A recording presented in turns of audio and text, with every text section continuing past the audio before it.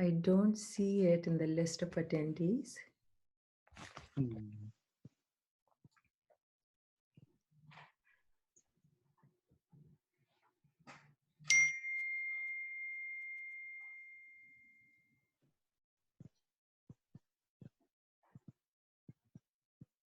You want me to text him? Yeah, Nasim, go ahead.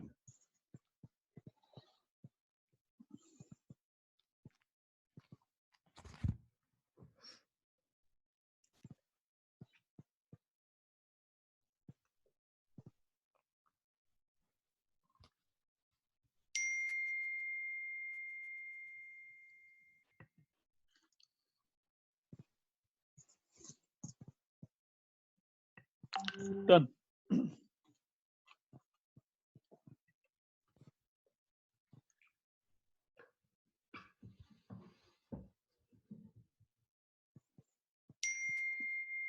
Can I request all the panelists if they can turn their video on for even a few minutes so that the recording has started so we can have their pictures taken. This way we don't have to take roll call. So we have 26 panelists, and out of those, Nick and Laik are not council members, so we have 24. The quorum required for this meeting is 18, so we have the quorum. And I will just request all the panelists or council members to, for a few minutes, just turn your video on, please. Thank you.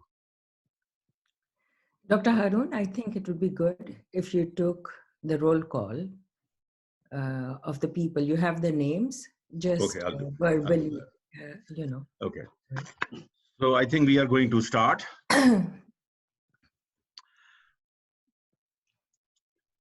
In the name of Allah Almighty, the most beneficent and the most merciful, I welcome you all to the first virtual council meeting of 2020. In APPNA cable, there is no provision of virtual meetings because of the current issues and also mandated by our bylaws that we have to have 3 council meetings in a year, spring, summer, and fall. We are conducting our spring 2020 council meeting via Zoom. To start off, here are some housekeeping rules. This meeting will be conducted based on Robert Rule, which our parliamentarian will explain to the council shortly. Since it is our first experience with so many people attending a Zoom webinar, we are going to have to bear with some difficulties, technical difficulties which may arrive, so please bear with us. Everyone will be muted except the EC members. The general APPNA members attendees can listen and watch but won't be able to participate. The council members can raise their hands to get the attention of the chair if they want to speak, but it is the discretion of the chair to recognize them. We are on a tight schedule. Since it isn't a physical meeting, everyone is requested to be brief. Minutes were sent to you. So before that, I'm going to take attendance of the council members. Like, can you unmute all? Okay. Dr. Nahid Usmani. Present. Dr. Rizwan Khalid. Dr. Rizwan Khalid.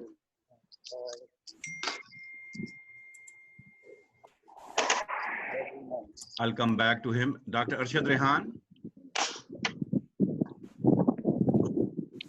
Dr. Naseem Shekhani. Yes. Dr. Arshad Rehan. Yes. He is present. Dr. Ehtasam Haq. Present. Dr. Ghazala Ahmed. Present. And Dr. Dr. Ghazala Sama Ahmed is Parag. not part of the council. She is a committee chair. Committee chair. Like, can we take, okay. Dr. Imran Ismail. Present. Dr. Rao Kamran. Present. Dr. Samia Pracha. Here. Dr. Afnan Tariq. Present. Dr. Ahmad Ali. Present. Dr. Asma Qayyum. Present. Dr. Azhar Majid. Present. Dr. Muhammad Arshad, Present. Dr. Nigat Mehdi, Present. Dr. Rashid Hanif, Present. Dr. Rizwan Khalid, Present. Dr. Sadia Khizr, Present. Dr. Samia Wasim, Present. Dr. Samia Qureshi, Present. Dr. Shazad Shafiq, Present. Dr. Shazia Zafar, Present. Dr. Tariq Khan,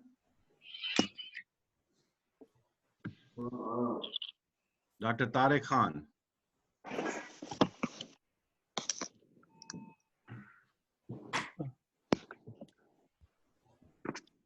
Dr. Khurram Guman, Yes, I'm here. Dr. Muhammad Arif, Yes, I'm here. Dr. Naeem Chaudhry, Yes. I will. Dr.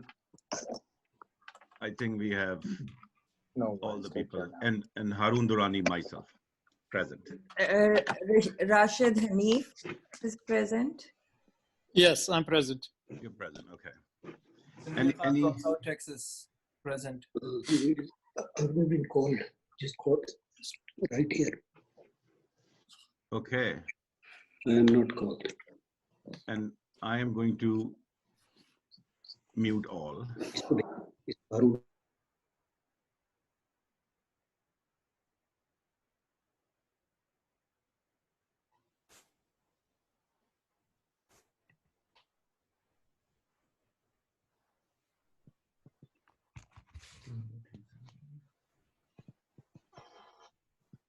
Okay, so minutes were sent to you, and I hope you all had the opportunity to review them.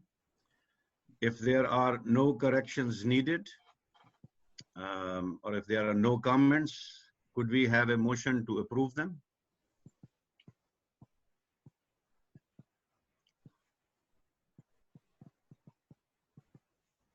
I'll propose the motion to approve.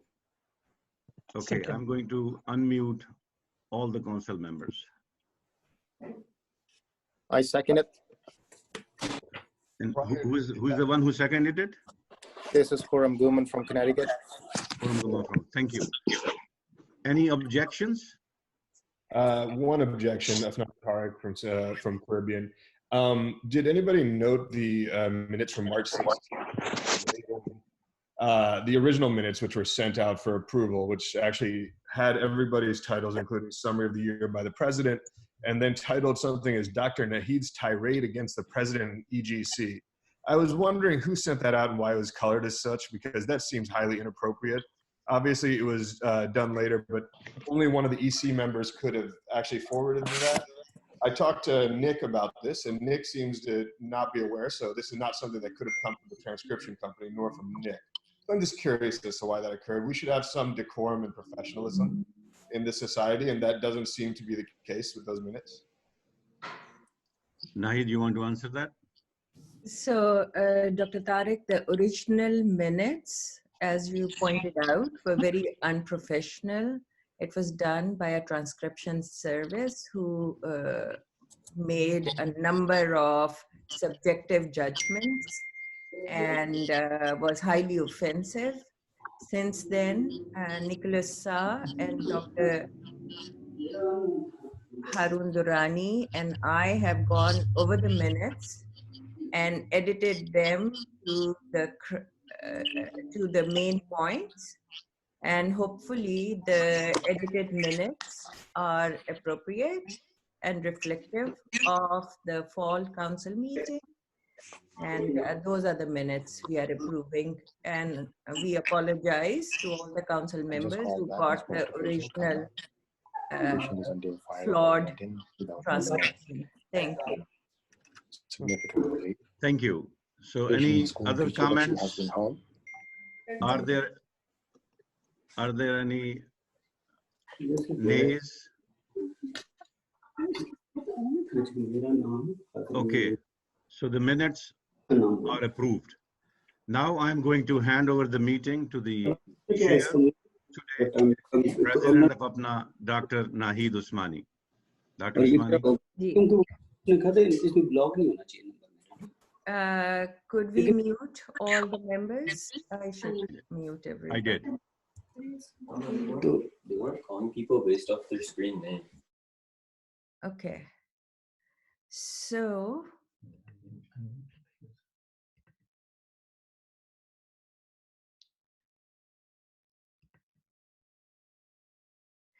Nick, could you hand me over the screen?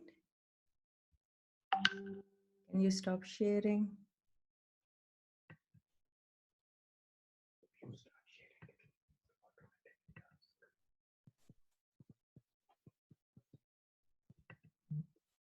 All right. Welcome all the worthy council members to the APPNA spring meeting. This is the president report, April 11th, 2020. And wanted to give you a brief update what we have been doing since January 1st. A lot has happened. Obviously, we are focusing on COVID-19 initiative, but before that, we were able to do a very successful APPNA Merit Family Medicine launch in Pakistan. During our visit, the APPNA team met with the President and the Prime Minister of Pakistan and the various federal and provincial health ministers. I also had a meeting with US Ambassador and the USAID. We had a very successful strategic planning meeting in Philadelphia. It seems a long time ago. Legislative and administrative initiatives are proceeding well. And of course, APPNA finances, the big elephant in the room. So where the COVID-19 initiatives are concerned, APPNA EC appointed a COVID-19 task force under the leadership of Dr. Sajid Chaudhry and Social Disaster Welfare Committee Chair, Dr. Aisha Zafar. To date, we have raised almost $500,000. Our focus has been on awareness, education, and emergency help both in USA and Canada and Pakistan. Awareness and education is involving daily APPNA Merit Live webinars that are broadcast to multiple institutions every morning at 8 a.m. where COVID-19 education is undertaken. We are very thankful to Dr. Danish Bhatti and Dr. Shahid Rafiq for doing that. Dr. Harun Durrani has undertaken the initiative of having weekly community awareness webinars. We have had 2 to date, and they are available on our website. We are proceeding with telehealth initiative under the leadership of Dr. Babar Rao. Where emergency help in USA and Canada is concerned, our main focus has been on personal protective equipment and food distribution with APPNA partnership, where over $30,000 worth of food has been distributed all over United States. The N95 masks have been given to the New York area. The details are available. We are also partnering with chapters, matching them in grants to provide personal protective equipment as well as food aid to the local hospitals and food pantries. Emergency help in Pakistan, we have distributed about $55,000 to date in partnership with many foundations and organizations in Pakistan. And it basically is focused on all 4 provinces and many different smaller towns throughout Punjab, Sindh, and Northwest Frontier, KPK. We have distributed 150 kits each to DHQ Skardu and Gilgit, as well as 200 kits to Bolan Teaching Hospital in Quetta. Our focus in Lahore has included N95 masks to the 3 major hospitals in Lahore, as well as we are hoping that this coming week we'll send another 10,000 masks to the other teaching hospitals in all 4 provinces. Nishtar alumni has donated 2,000 testing kits to the Nishtar Hospital, which is very commendable, and other alumni can do the same. The second thing was our first APPNA Merit Conference, Building Primary Care Capacity, Pakistan's Critical Need, which happened on March 5th, 6th, just as the COVID epidemic was taking over. We did not ask for any funding from APPNA, but we got collaboration from Higher Education Commission, Ministry of Health, and Rawalpindi Medical University. There was wide support by all the stakeholders and policy makers. And I have sent a number of blast emails on what we want to do, essentially create family medicine training programs across Pakistan, including it in both as postgraduate degree as well as including it in basic MBBS curriculum. We talked about incentivizing primary care doctors to take the the training, and we are trying to establish collaboration between APPNA and Pakistani institutions. And the 5 major universities who have agreed to join APPNA Merit's Family Medicine Collaboration include Fatma Jinnah, King Edward, Khyber, Nishtar, and Rawalpindi Medical University. And I'm hoping after the COVID remits a little, we'll be able to get more institutions. We had a 45-minute long meeting. APPNA delegates met with the Prime Minister of Pakistan, who endorsed the Family Medicine Initiative. He praised APPNA's work and then, directed his health minister and HEC to implement the conference recommendations.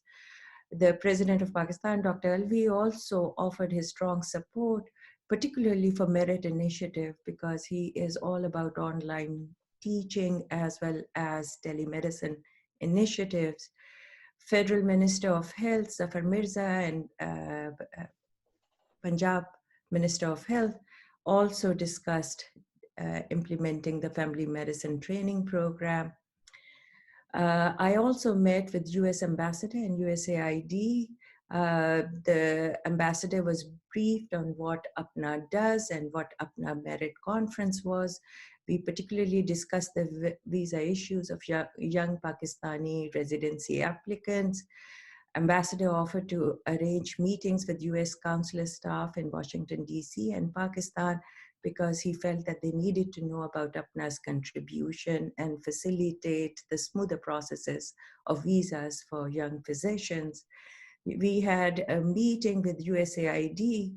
As you know, we had an MOU that we signed almost 5 years ago, and a number of areas of collaboration between USAID and APPNA were identified, including primary care development, hepatitis C, HIV. They were very interested in having online coursework and improving the nursing, where Pakistan has only 100,000 nurses, where 1 million nurses are needed. Strategic planning retreat in Philadelphia happened on January 31st to February 2nd. My deepest thanks to Dr. Jameel Mohsin and the chair, who was the chair, and the host committee members who worked very hard. They arranged for 2 days of CME. We had a very successful merit planning committee, young physician seminar, which was moderated by Dr. Umar Farooq. And the highlight was that the ECFMG president, Dr. William Pinsky, the vice president of outreach and the direct exchange visitors program joined and had very informational meeting with the young physicians who were there. About 6 alumni association had retreats. We had president's forum and cable task force Q&A. And we made a net financial gain of about $4,000. Where legislative and administrative initiatives are concerned, Cable Task Force is working hard. Dr. Arif Tur is the current chair. Unfortunately, he is sick, hospitalized with a pneumonia, and won't be able to come.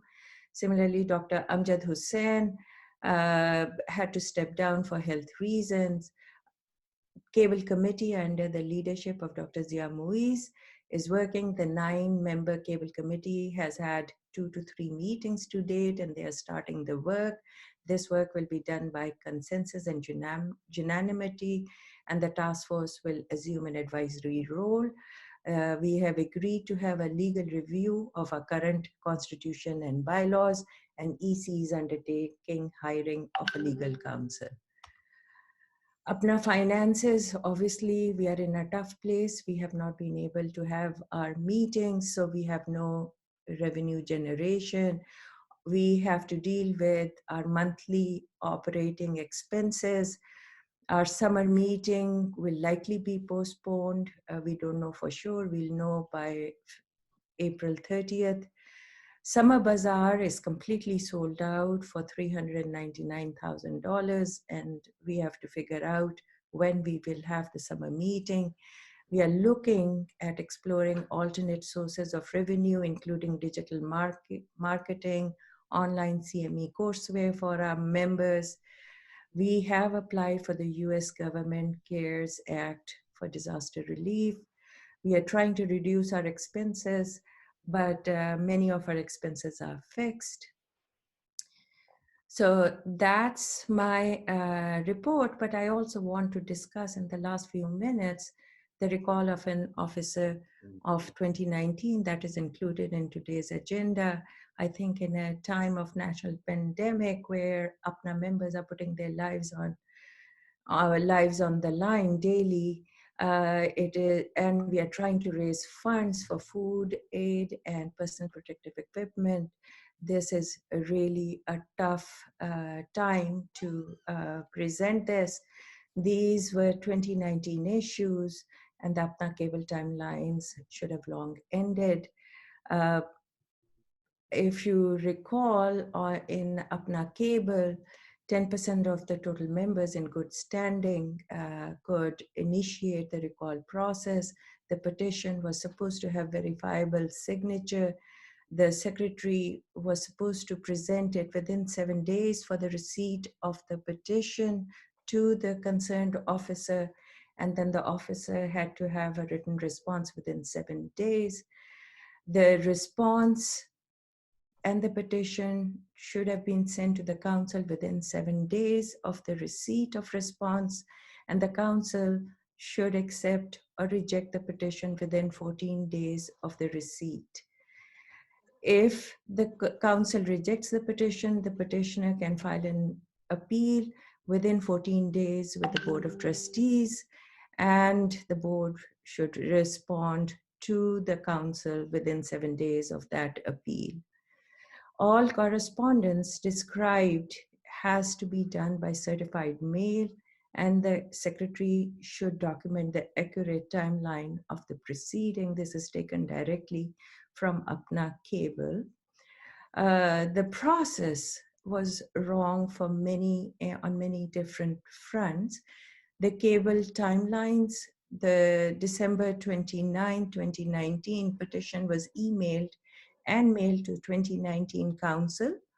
There were no responses to the central office, and under the 14-day rule, this effectively ended the process by January 21st.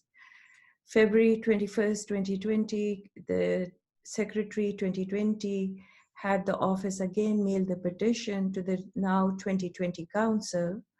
So 2 different councils were mailed the petition and the response.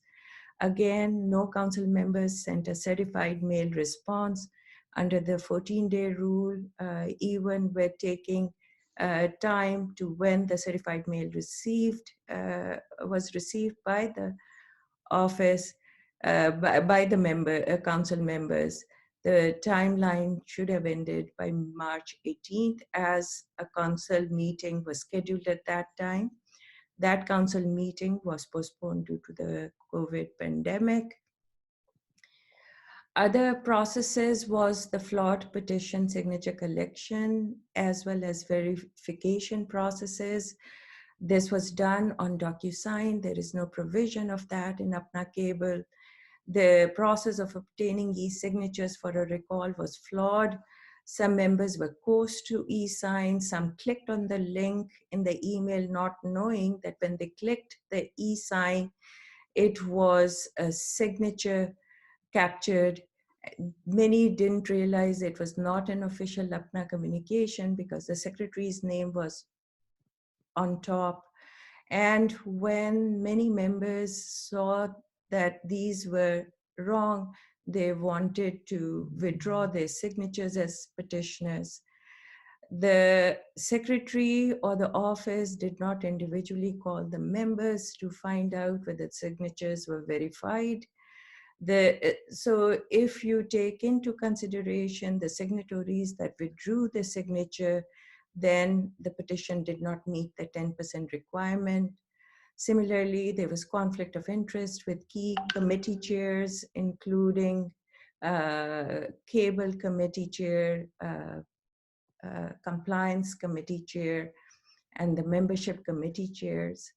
So is this an appropriate recall process to carry over from 2019 to 2020? The 2020 membership is not the same as 2019, as a third of APPNA membership is annual. 2020 EC is not the same as in 2019. 2020 cable is not the same as in 2019, as we are operating under 2014 cable currently. The recall petition was for 2019 president-elect, and my term as president-elect acting ended on December 31st. And now I'm the president of APPNA, and the roles are totally different in 2020. So my basic premise is recall process should have ended with the end of 2019 or by the third week of January, and it should not be continued. My plea to the council is, let's focus on critical issues of 2020, which are COVID-19 pandemic concerns, building primary care in Pakistan, advocacy for our young doctors when the embassies are in a lockdown, improving APPNA finances. We have to stop rehashing the divisiveness of 2019 and move forward to taking care of what is important to the core of APPNA values. Thank you very much for your support.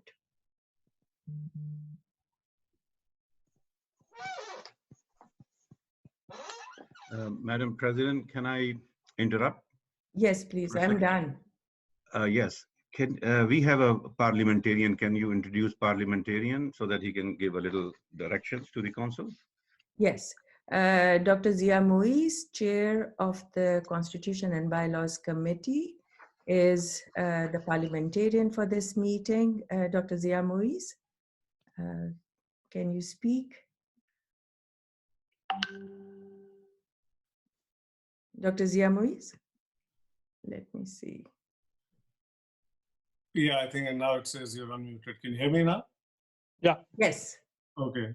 Assalamu alaikum all. Thank you. And I think I'm going to really keep my comments very brief. First of all, all of you have received these Roberts rule that Dr. Durrani sent to you all in an email. This is a first for all of us. We've never had a teleconference for a council meeting, and we're having it for the first time. So everyone just bear with any shortcomings that might be there. The main thing, the role that I have is just to outline, the meeting is going to be chaired by the president, and anything that anyone who needs to speak has to address the chair. And once they're acknowledged and chair asks them that they should speak, I think in this meeting, the mics can be controlled by the panelists. The main things are be respectful of each other, listen to each other, and if you're going to make a point, let the other person finish the point. The last point that I'm going to make, which is actually the most important, is that it's okay to disagree, but let's not be disagreeable. It is not that the decisions that we make today all are correct. but as it turned out that each decision should be correctly made and we could follow the process. With this, I'm going to just stop. If there's any need for me to speak, I will, but hopefully the meeting will run as it is supposed to be run, with minimal interruption or contribution from my side. Thank you. Thank you, Dr. Zia Muiz. Now I would like to invite Dr. Rizwan Khalid, President-elect 2020.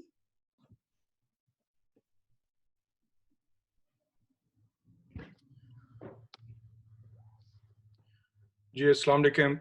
Can everybody hear me? Yes, Yes. and we can see you. Can you see my slides or? No, you have to share screen. Okay, so.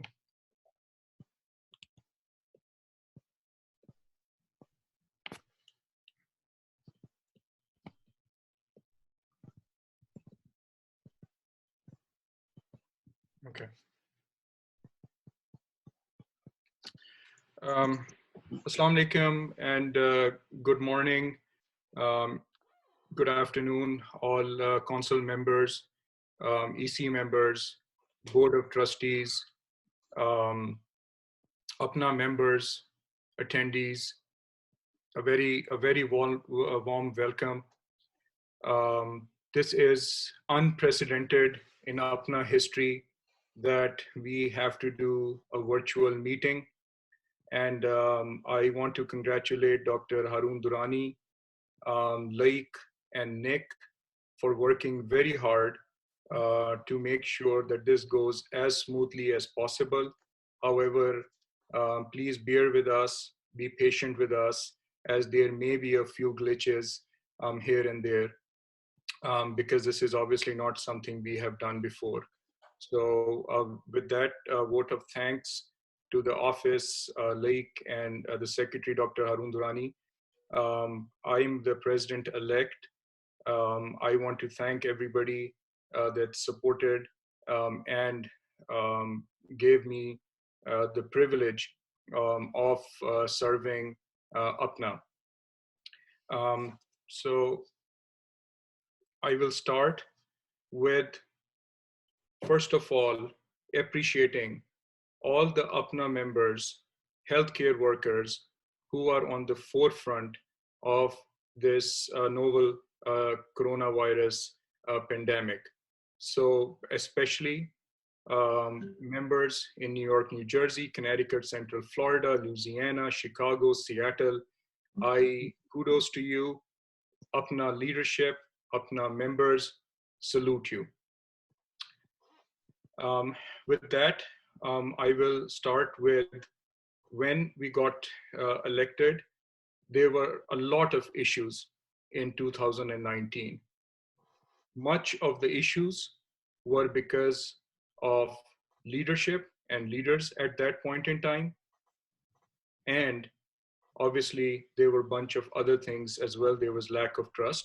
So the first thing that when I got elected and my fellow EC members got elected, the first thing that we wanted to deal and do was to reconcile and start a healing process. With that, Dr. Harun Durrani again was very gracious, and Mrs. Maheen Durrani was very gracious to allow us to come to their home and sit down with all the stakeholders of 2020, which included the EC, the Board of Trustees, and hash out a plan in which we are able to reconcile and move forward. A lot of decisions were made.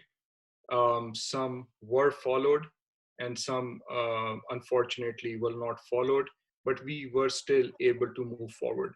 So I want to appreciate and let all the members that were present at that point in time, but I want to apprise the membership that at the highest level, what happened in 2019, we all feel that that is something that should never be repeated again in APPNA history. So with that in mind, we started on a very positive tone. As all of you know, there were numerous legal issues that APPNA was facing in 2019. and 2020. I ran on a platform for ending all lawsuits on APPNA, and so did my other worthy EC members, Dr. Harun Durrani as well. So one of the main aims that we had was to be able to figure out how we are going to get rid of all of these lawsuits. Please recognize that our financial situation was the worst ever in history of APPNA. $515,000 were spent on legal issues in the 3 years 2017, 18, and 19, out of which over $400,000 was spent in 2018 and 2019, and over $300,000 was spent alone in 2019. What a travesty of a charity, philanthropic, and professional organization. It's a travesty to say the least. The membership had no appetite for these lawsuits. APPNA was bleeding. We had to take $70,000 end of 2019 to just pay for our office expenses. We had to take a line of credit, a loan of $250,000 to pay for the legal fees. So imagine we started with a negative of $320,000, and already many of the meetings in 2019 were not as financially productive as we would have loved them to be. So unfortunately, we had to stop the financial bleeding, and pragmatic decisions had to be made. So the EC, I'm very thankful to the EC who stood by each other and made a decision to settle all the lawsuits. The TRO lawsuit was finished on January 24th. The Dr. Bari versus APPNA lawsuit was settled on January 15th. So by January 24th, we had no law firm representing APPNA or any faction. To remind you, there were 7 lawyers or law firms that were representing one side or the other in the last 1 to 2 years. So we went from 7 to 0. Our own legal counsel, Rebecca Obarski, was also let go. So from January 24th, we did not have any lawyer representing APPNA, and obviously we are looking for a legal counsel. Unfortunately, there was an appeal to the petition. And therefore, there are 2 members, past members of the Board of Trustees who went to the court to appeal the petition first against the original judge who threw that petition out and sided with APPNA. And then now it is in a circuit court. Obviously we had to rehire Mr. Mitch Bryan to handle the issues again, which is very, very unfortunate. Something that APPNA did not want to do, but we were forced to do it. However, that is the legal situation. The rest of the legal issues were solved. The next is the financial situation. Dr. Arshad Rehan will give you a detailed presentation and we'll talk about it. So I'm not going to talk about any further, except that we started with a very bleak situation. One of the things that myself and the EC believed that the root cause of many of the issues in APPNA is our flawed constitution and bylaws. There were too many issues in our constitution and bylaws. Therefore, one of the most important thing that we decided, all 5 of us, all the EC members decided, was that we will have a task force of senior members in an advisory role, and also we will have a cable which will be nominated by all the 3 presidents, immediate past president Dr. Shekhani, myself, and Dr. Nahid Usmani, and everything will be done with consensus. We are so proud that Dr. Zia Muiz and his team are working very diligently on this, and hopefully we will have a document for the general membership and the council, which will be all inclusive. It is so important, the bylaws is so important to me that I requested to be made a member of the cable committee. Dr. Harun Durrani is the other member of the cable committee because we are invested in it and we want things that were done previously never to happen again. So that is my take about the cable. APPNA was affected, we were faced with one of the largest crises in the history of APPNA, which is the COVID-19. And something that is unprecedented. Yes, there were people that had their doubts. There were people that said, APPNA doesn't need to get on the bandwagon. There may have been some, there were some, I would say, maybe some hesitancy in taking this challenge head on. But the APPNA EC majority decided that APPNA will not back down, will take this challenge head on. And again, I'm very thankful to Dr. Durrani, who passed that motion to approve a task force. We are so proud of the members of the task force, Dr. Sajid Chaudhry and his team, Dr. Aisha Zafar and the Social Welfare and Disaster Relief Committee. They have done a fabulous job. Take it from me, I work with them every day. We spend 3 to 6 hours every day trying to work on COVID-19 efforts. Dr. Nahid Usmani has very eloquently given you a brief or summary of what APPNA has done. A lot of information is on the website. So I'm not going to belabor the point, and Dr. Sajid Chaudhry will have, can also give further updates.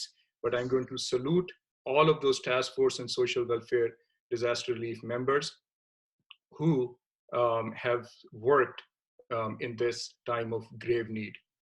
I want to briefly mention the Dr. Durrani's and Dr. Paracha's initiative on community awareness and media outreach, and very ably supported by other members of the media outreach, which includes Dr. Mubashir Rana, Dr. Rao Kamran, and Shahzad Iqbal, and Dr. Arshad Rehan. So there are others that are helping and supporting that initiative. I am so proud of APPNA Merit that has done marathon sessions from 31st of March every day from 10 standard, that's 10 p.m. Central Time, 11 p.m. Eastern Time. Every single day we've had webinars with experts in the United States and Canada, which meet up with clinicians from Pakistan. And it's amazing. I have been on 90% of all of those webinars, and I think they're doing a fabulous job. Dr. Shahid Rafiq, Dr. Danish Bhatti, and the team deserve our debt of gratitude. One of the things that the president-elect was responsible this year given by the EC was Component Society certification. So as all of the council members know, that you have to recertify your component society by March 31st. However, due to this national and global emergency, unfortunately, the board of the EC, the statutory board of directors, had to make a decision and give 30 days extra to all our component societies for recertification. April 30th is the deadline to provide all the documentations required. Please contact me or the office. We will try to facilitate as much as possible. I do understand that the situation is not getting any better yet. But I will and the office will facilitate as much as possible.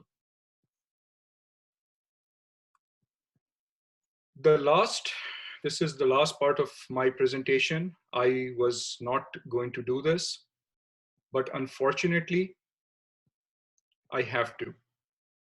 This is not something of my desire. I have no interest in it. It doesn't serve any purpose. But unfortunately, this has to be said and done because it's part of our constitution and bylaws. During the Second World War, somebody asked Winston Churchill that London is being bombed. We are back into the Stone Ages.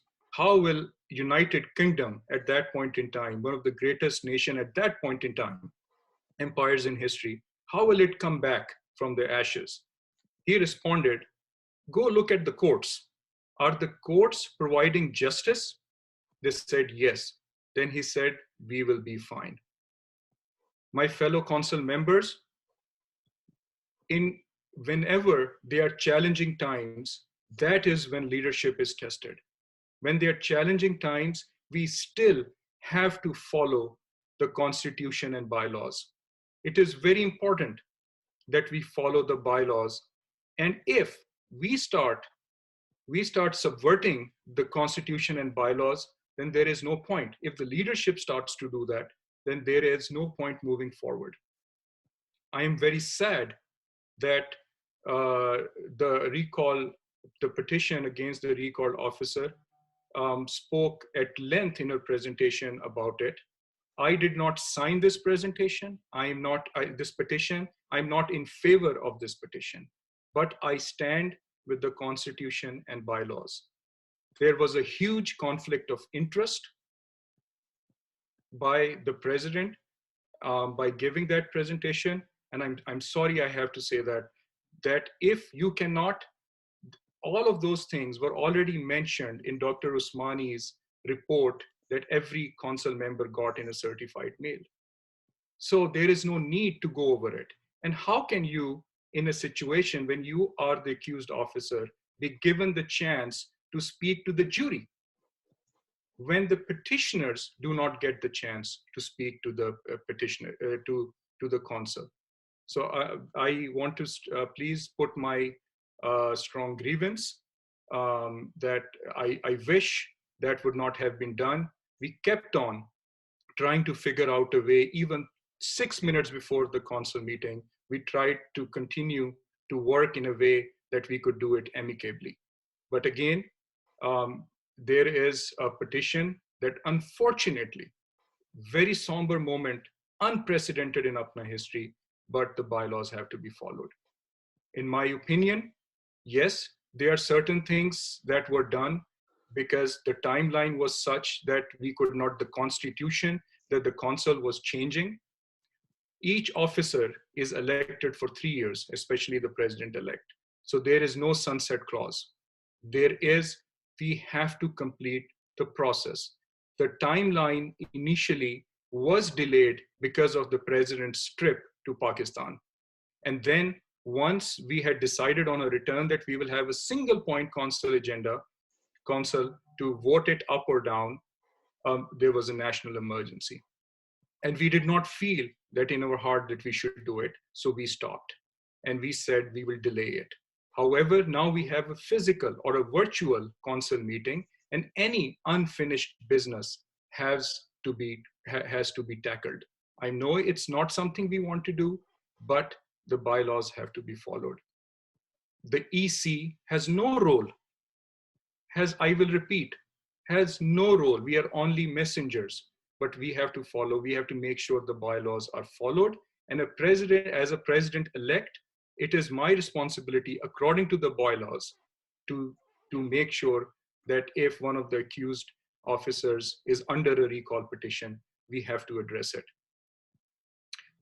With that, I would stop, and I would like to give back to the chair for allowing me to speak over my time. Thank you, Dr. Usmani, and thank you, EC and council members. Thank you very much.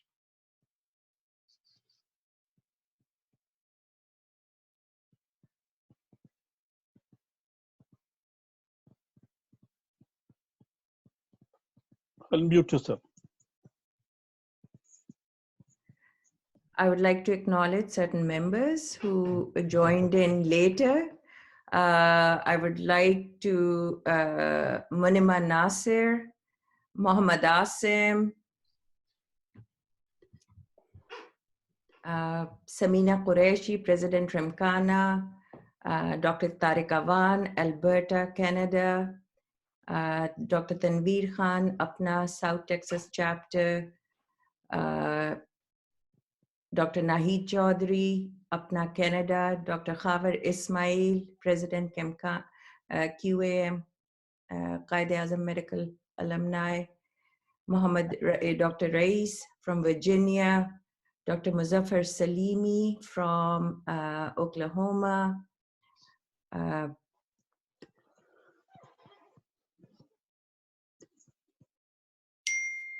Dr. Bushra Dar from Minnesota, and I think one other person joined.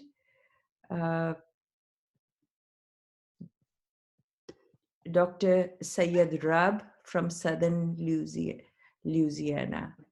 These are members of the council, and Dr. Faisal Chima from Aga Khan, Dr. Shogufta Naqvi from Dogana.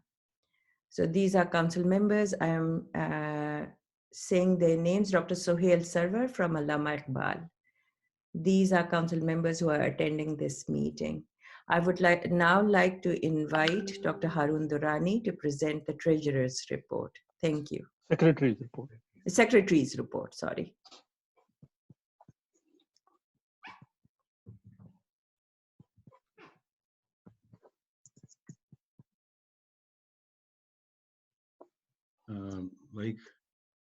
I would like to share the screen.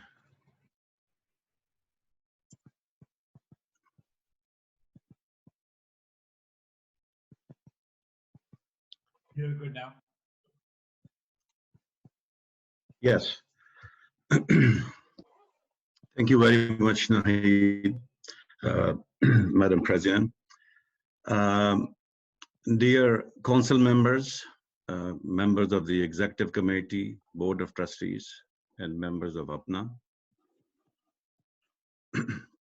2020 has been an unusual year in many respects, whereas I was hoping to greet you all in New Orleans, but here we are online in a virtual Zoom webinar. A lot of stuff which I'm going to say in some way or the other form has been already presented to the council by the president and president-elect. So these guys have taken my thunder away, but I'm going to try my best. The year 2020 had started with many challenges, which were carried from 2019 and 2018. It was evident that APPNA had to stop bleeding money to the attorneys and make a more cohesive road.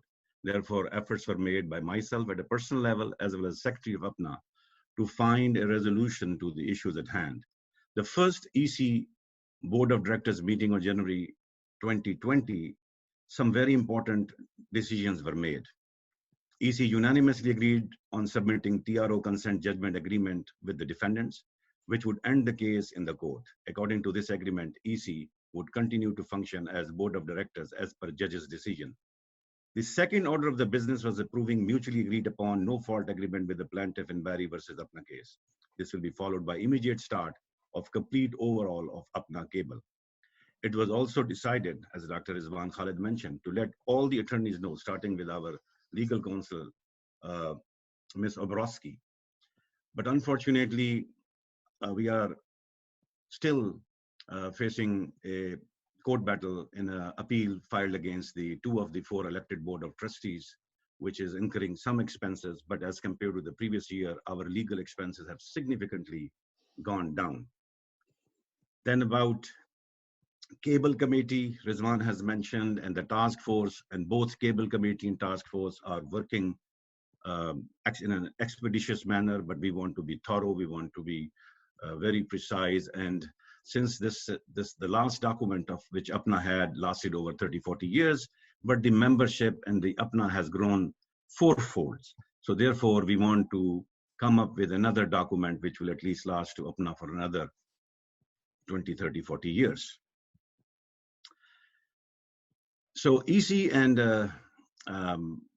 other members of the and other committees, standing committees and ad hoc committees are working vigilantly. These are the few slides which on one side give you the name of the committees, the number of the meetings they have, as well as the dates of the meetings. I'm just going to quickly go through these.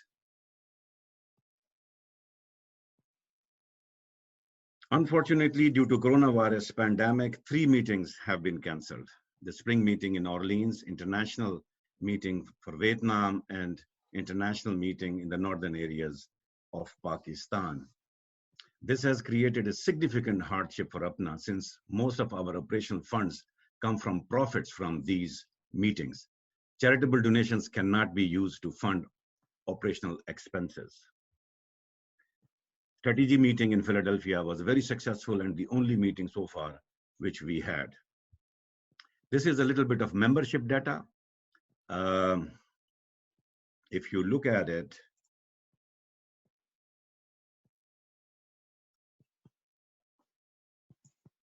in 2019, we had 835 new members. 74 annual members were either new or they renewed them. 46 lifetime members, student members, physician in trainings, and similarly, in 2020, up till April 1st, we had 150 members. Out of them, 112 annual members, and we added 13 more lifetime members. And this is only April. And this is the total 2019 membership. At the end, we had 3,019 members. Lifetime membership is 2183. And in 2020, with 13 members more added, it is 2196. So far, the total members is 2399. The number of the annual members is down because most of the members, when there are meetings, they register themselves. And we are hoping that this number is going to go up significantly as the time goes by. Corona Task Force was created on 3/17/2020 by a motion presented by me in the EC meeting and unanimously adopted. The task force has been working on raising funds to procure PPE for our fellow physicians in US and Pakistan, as well as food for communities in need and educate fellow physicians as well as local communities both here in Pakistan. Fundraising and logistic is being done by collaboration with Social Welfare and Disaster Relief Committee. I'm happy to report that we have raised over $500,000 so far. Doctors Aisha Zafar and Sajid Chaudhry and their committees are doing a phenomenal job, and I'm privileged to be part of the task force. As promised, all EC meeting minutes and quarterly financial statements have been posted in a member login area on APPNA's website. Once approved, the minutes of the council meeting, which has already been approved, will also be posted there as well. I feel that it is a very important step to ensure transparency and accountability of our organization and may prove to be an important tool to engage our members. We are facing unprecedented times in our lives. It is up to us how we decide to tackle the biggest health challenge in the century, which will have long-term economic challenges in the world. I hope it will bring out the best in us and unite us in the face of adversity. Our unity and collective resolve will not only put APPNA in forefront of pandemic relief efforts, but hopefully help us in tackling the internal issues facing the organization. I firmly believe that we need to stay focused and disciplined at all times. Unity of purpose is the need of the day. So let us all work together and put any differences aside. Thank you very much. I yield back to Chair. Thank you, Dr. Harun Durrani. So I continue to acknowledge council members, Dr. Suhail Sarwar, Allama Iqbal, alumni, Dr. Mushtaba Qazi, North American Medical alumni, Dr. Fawzia Salahuddin, North Carolina, Dr. Muhammad Qasim Khan, President, Nevada, Dr. Muhammad Sanaullah, President, Nishtar Alumni, Dr. Zinat Safdar, President, JSMU ANA, Dr. Sabahat Ashraf, President, Upstate New York. Dr. Muzammal Habib, President, Punjab Medical College Alumni. Now I would like to invite Dr. Ashad Rehan to present the Treasurer's Report. We will reserve all questions after Dr. Ashad Rehan's report for all the officers. Thank you. Thank you very much, and Assalamu alaikum. Let me just go to my report here.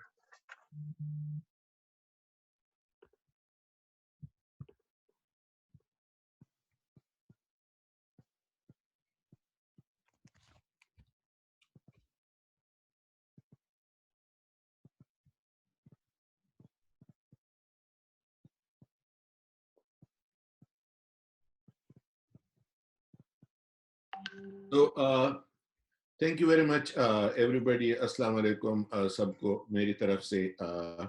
I'll just keep myself to the finance report. Okay, you know, numbers are always the most interesting. I love them. I hope you all love them as well. I'll just say that this year has not been very good as regards the finances are concerned. We inherited a financial crisis, and वो कहते हैं ना जब sir मुंडाते ही अवले पड़े तो it has actually gotten from like bad to worse because of things that we couldn't help.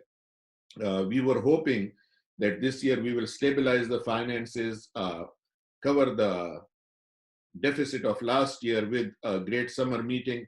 But unfortunately, you know, they say man proposes, God disposes. We could not even hold the spring meeting. That is why we're holding this over the web.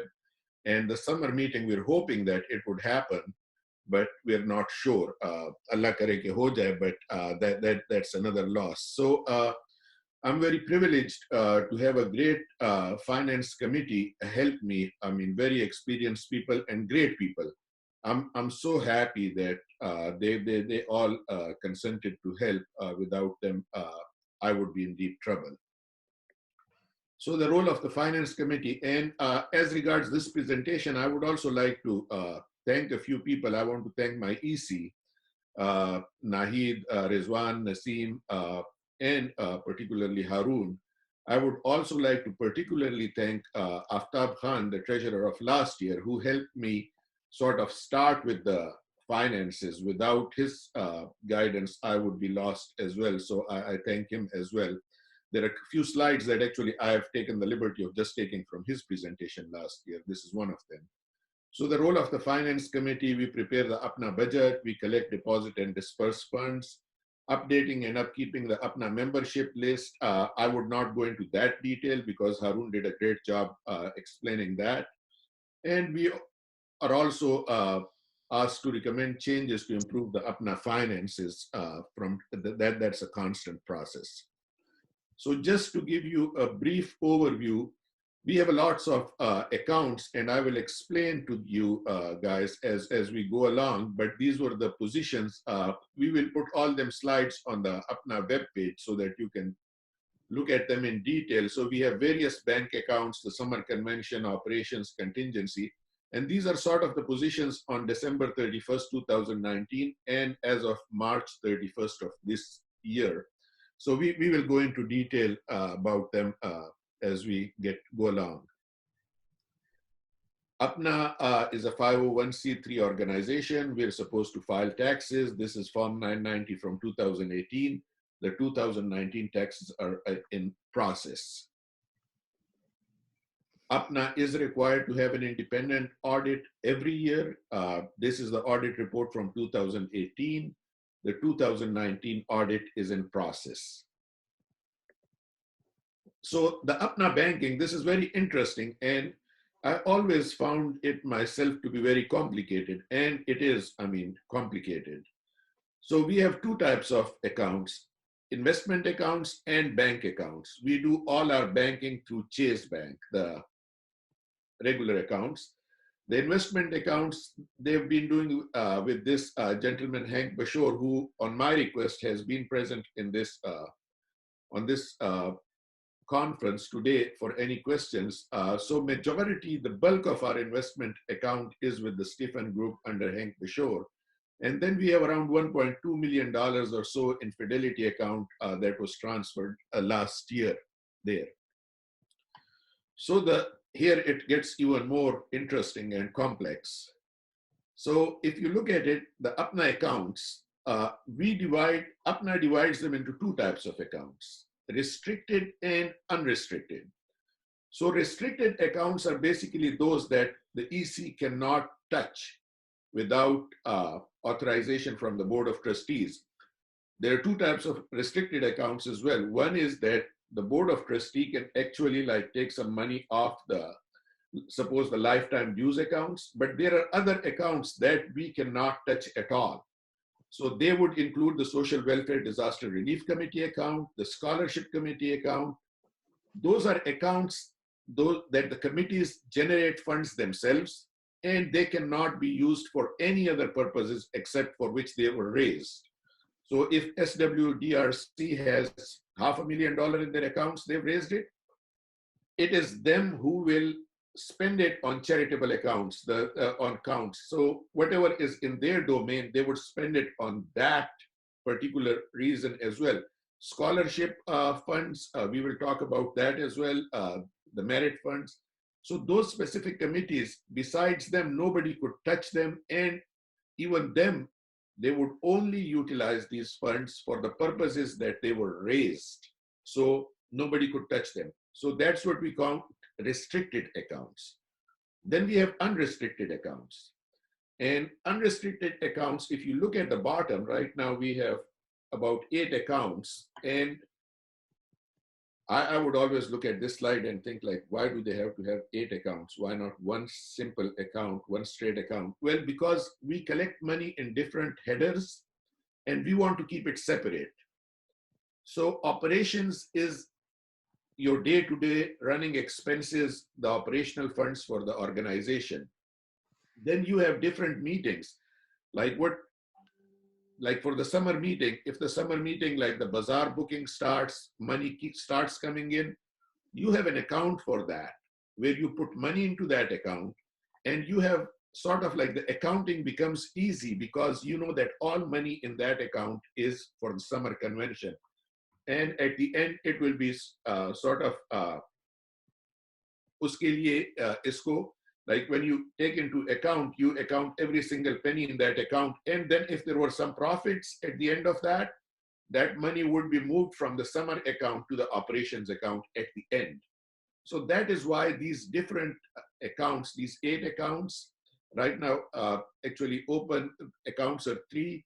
Then we have a contingency account. We have a Northern Pakistan meeting planned. I don't know if it would happen or not, likely not. But every money that comes for the Northern Pakistan meeting, that goes into that account. So that is the whole thing about the APPNA's complex web of accounting, that major unrestricted versus restricted, and then unrestricted, you have different accounts. So I hope I haven't lost you at this time. I wish it were face-to-face that you could ask questions as well. And once again, this slide is from Aftab. So we have these 2 investment accounts, Fidelity account and Stephens account. The Fidelity account is the smaller one. Recently, they said that they wanted to diversify who does our investments. As you know, the markets all tanked. February 19th, I think, was the high point for stocks and the markets. And after that, everything came down. So if you look at this account as well, we have about $1.26 million into that. This was when it started getting a little better. I think this slide was from March 31st. So we started to go up again, but little bit. Then this would make a little more sense. So Stephens, they handle our lifetime dues account, major chunk of that. And then they also handle the scholarship accounts. So if you look at the graph there, right here, this was sort of around the high point, and then the market came down. It has started to go up. It will go up, but if you look at it, like the selected period here, let me just take this down. If you look at, this was 219 to 48, so the only day before yesterday.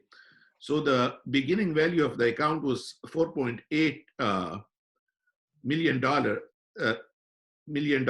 and of this period. And then if you look at it year to date, and as compared to last year when it was worth $5.1 million. So the bottom line is that the markets have come down. We are holding tight on to that. We are not, our investment bankers have advised us to hold tight. No need to panic. Inshallah, it will come up like everybody else's investments will come up. And so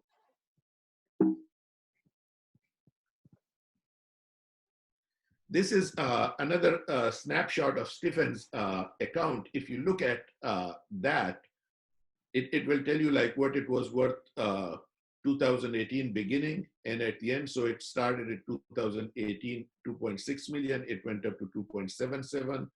Then 2019 is broken down quarter-wise. So 2019 was when it did very good. There's one thing here that it started at 3.1 and went down to 1.77. That is because some money was moved to the Fidelity account. Now these are deposits to the fund during that period of time.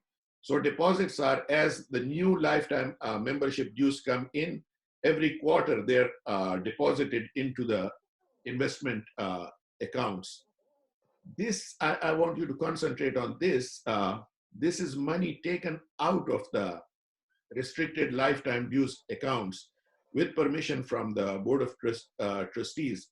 So in the third quarter of 2019, when the organization was stretched for funds, took out $60,000. Then in the fourth quarter, took out another $70,000.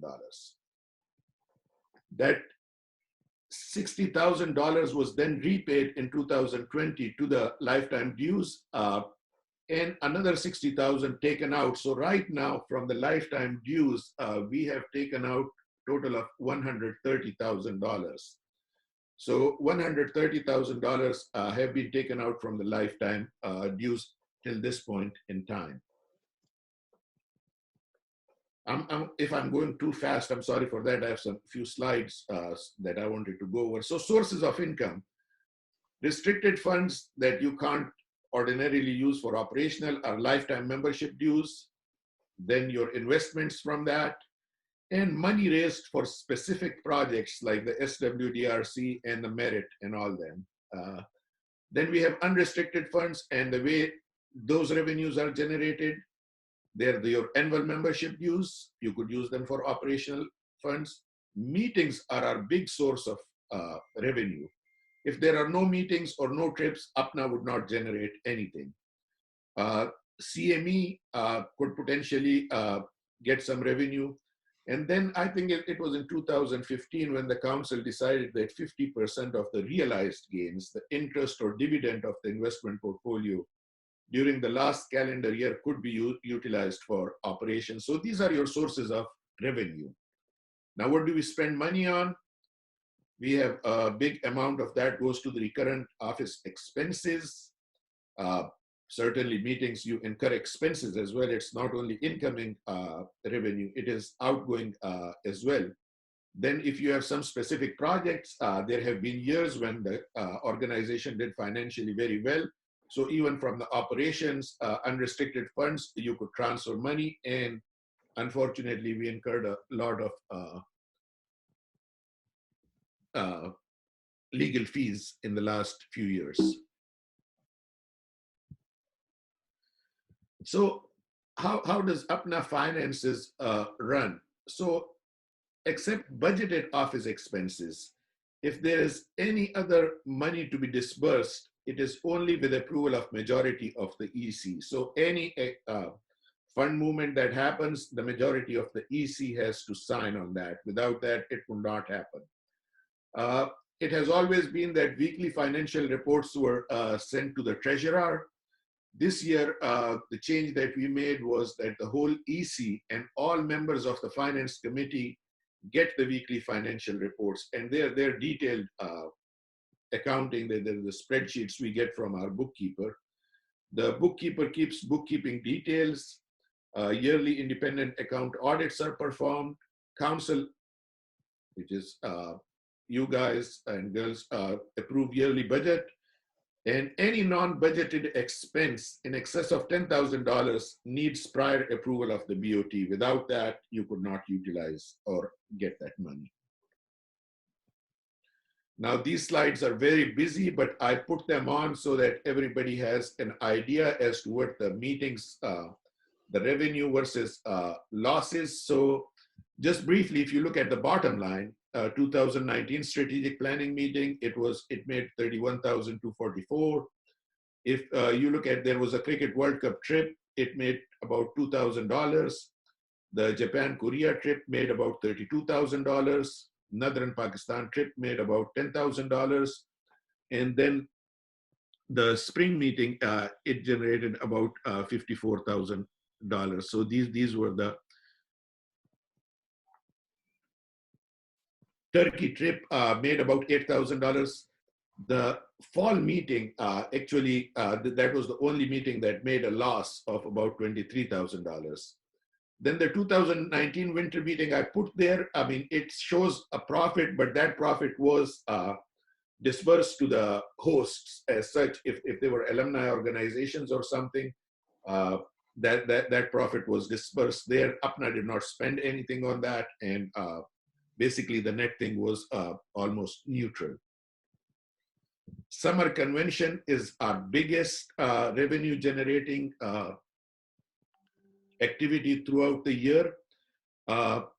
It did make a profit last year, but the profit was much less. Usually we expect about 200 to 250,000 or even more from the summer convention, which sort of is your lifeline for running the organization for the whole year. But last year, if it made like $62,000 in combined revenue, so that was a little disappointing. So if you look at the other 2019 revenue generating activities, we have the general fund, lifetime dues fund, scholarship. What I've done this year is that I'm not even counting the restricted funds except the lifetime dues into this, because if it is up to SWDRC that how much do they want, how much could they generate, and how much do they spend. We don't touch that. If we don't have funds, we can't give them funds, unfortunately, this year. So we've left it to them. Like, you know, they raised, the task force and SWDRC raised $500,000 for the COVID effort. They could spend it. It does not affect the overall financial position of the organization, if you would.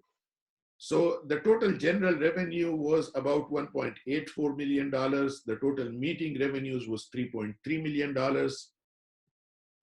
Then here are the expenses for 2019. One thing that I want to explain here is the way that we do our accounting. The APPNA office does the accounting. It is not cash-based. It is something called accrual-based. And I had to learn that. What does accrual-based mean? So accrual-based is that if there were any bills generated, like suppose there was a specific bill that was for an activity that was $10,000 in 2019, but was not paid in 2019, it would still count towards 2019 because that bill has to be paid. So even if it is paid in 2020, it would still count towards the 2019 expenses because we're doing accrual-based accounting, not cash-based accounting. So these are the 2019 expenses. And once again, I'm sorry for all the details, but you know, numbers are detailed. So we will put that all on the website and you could look at them. We already put these numbers in the folder. I'm hoping that at least some of you may have had opportunity to go through them already. So these are expenses continued. So basically the net revenue and losses for 2019, the important thing was that in the general header, we had a net loss of deficit of $529,500. The meeting's net was this, that it got us. So if you look at it here, so the total meetings revenue was $159,543. The general fund revenue was about, expense. This is typo, so this should be expense here. General fund expense was about $500,000. So for 2019, if you do accrual-based accounting, it was a loss of around $349,000 or $350,000. If you did cash-based accounting, because there were some bills that were not paid at that time, and they were paid in the first quarter of 2020, then you would say that the loss was around $240,000, but on if you do accrual-based, it comes to $350,000.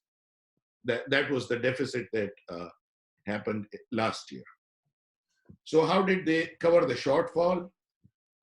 Line of credit was obtained from the bank, which was for $250,000, and out of that, $168,000 was utilized for operations. Money from lifetime dues, $70,000 was withdrawn with permission from BOT. So that is how they covered the 2019 shortfall. And you must be saying that, well, it was, how come the deficit was 350 and this comes to only about $230,000 or $240,000? Well, that's because the deficit is calculated on accrual base. The rest of the money was actually paid in the first quarter of 2020. So now we're at the end of the first quarter of 2020. So all that you see in green, these are revenues. So general fund revenue, lifetime membership dues, the meeting funds, SWDR fund, CME fund, and then the scholarship fund, all are in green, the revenues. Now these are the expenses as well. So in the red, everything is expense. Expense for the general fund, the meetings fund, lifetime dues expense, CME expense, and then we will come to the net revenue loss. So in the general fund, we had a net revenue loss of $87,359. The meetings fund, we have money in that, but you have to understand that that money is sort of like majority, the chunk of that is from the summer meeting, like the bazaar booking and sponsorships. So that money is there, but if the meeting could not be held, then we have to return this money. So right now it is in our accounts. We're hoping that the summer meeting happens and it is a successful meeting, but don't get too happy for this is money that is right now in our accounts, but till the meeting happens, it is not really our money if I were to oversimplify it. Then CME deficit was like $430. We had only one meeting this year, the strategic planning meeting, and the whole Hisab Kitab is on this slide. You could see the total expenses. The total revenue generated was $80,890. It was a great meeting, actually. I mean, it did not look like a strategic planning meeting. It looked like one of our, it was very well attended, but still like with the income, revenue and the expenses, it made about $4,500.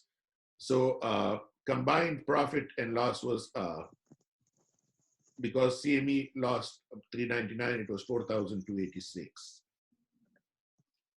Summer meeting 2020, you could look at it. It's all the revenues being generated by the exhibitor booths, the sponsorship. So, and so far, like these are the advances that we've paid. So there is money there, but if the meeting, God forbid, does not happen or is not a success, then this thing is gonna drastically change. We do, for operational reasons, move money from one account to another. So to cover our shortfall that has already happened this year, we have moved about $65,000, not moved, but borrowed $65,000 from the summer meeting for our operations. And that's the money that, if the meeting is held and it's a success, it makes a profit, it would not be a problem, but otherwise we'll have to come up with ways to cover that. 2019, I put that slide. I'm thankful to Seba, our bookkeeper, who's on the line today as well, for giving us all these reports. So this is 2019 budget versus actual revenue loss. So they had projected a revenue of $412,000, and the only revenue was generated was $300,000. Then projected expenses were $276,000 here. And then if you look at it, the total expenses here, $651,000. So a net loss at that time was like $350,000 that we already talked about if we were to go by accrual-based accounting. This is the revenue estimates that we have come up with for this year. As you could see, we have kept it very simple. That we are, for the summer convention, our initial thoughts was that that meeting, the way things were going, with the enthusiasm in the bazaar and that the fact that it was going to be held at Washington, D.C., and the overall healthier atmosphere within the organization, we were saying that we were looking at an estimated revenue coming from the summer meeting of about $350,000. Well, now we are looking at a scenario which is not too pleasant. Either the summer meeting would not be held, but even if it is held, we are thinking that, we want to be on the conservative side, that it may not get us a revenue more than net $100,000. So that's what we have included here. Strategy meeting already did that. Fall meeting, we're again thinking about $4,000 or $5,000. Annual membership dues, last year it was estimated at around $100,000, but in reality they were $84,000. So we've put a conservative estimate there. Then the lifetime dues, interest, and dividend, we're hoping $120,000 here. What the EC this year has done is that, looking at the finances, they've already donated $1,000 each, and then Nahid had her friends donate another $77,000 to help the organization. So far, the revenue estimates are that $355,000 would be our revenues coming in. Now, expenses, you can look at that. A lot of these expenses we've already cut down. I don't know, we can compare it with the previous slides, like what was the estimated and actual expenses in 2019, but we've cut down on them as much as we could. There are some headers that we just cannot change that. If you look at the one big thing here, the legal and professional, we've only put $48,000 here. Last year, we incurred more than $350,000 on it. And this $48,000 will also include something that the cable is requesting, that to hire them a legal counsel to go over the cable, which we think would be a worthwhile investment, looking at the bank loan repayment. So far we have from the credit line $206,000 taken out. So if we were to pay all of that this year, we have to, along with interest, we have to keep paying about $17,500 this year. So the total expense would come to about $663,418. And as you can see, it's double the revenue. So another scary slide. Estimated expenses are more than $500,000. Estimated revenue is only $355,000. So the organization is faced with a shortfall of around $300,000. Now, as I said, if things were normal this year, we were hoping that this $308,000, we were hoping the way that we started was that we were hoping that, okay, we will generate enough revenue through our meetings and international trips that we will cover this shortfall. but this is what it is right now, and we really have to look at ways, how do we do that? So strategies to cover shortfall in revenues. We're looking at doing online CME hours sort of on a commercial basis that people could log in and pay, and the organization gets some money from that. We're looking at the web page advertisements. We do get decent traffic on our website. So our idea is not to overburden the web page with advertisements, not with pop-up ads, but so that we can generate some revenue from that. And we have already applied for loans through the CARES Act, the Paycheck Protection Program, and the Disaster Relief Program, but they are not going to be much. Then we have the bank loan. If we cannot come up with other sources of revenue, then we have to spread our loan repayment over the next 4 or 5 years, and certainly not be able to repay it this year. One other option is loan from lifetime dues investment account.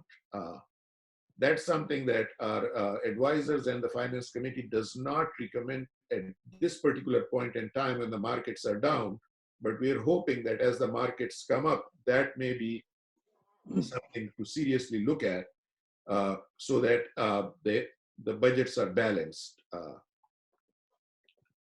And at that, I will end this. I know these were a lot of numbers to digest. Trust me, like I've always been confused with the treasurer report myself, but this year I had to do it.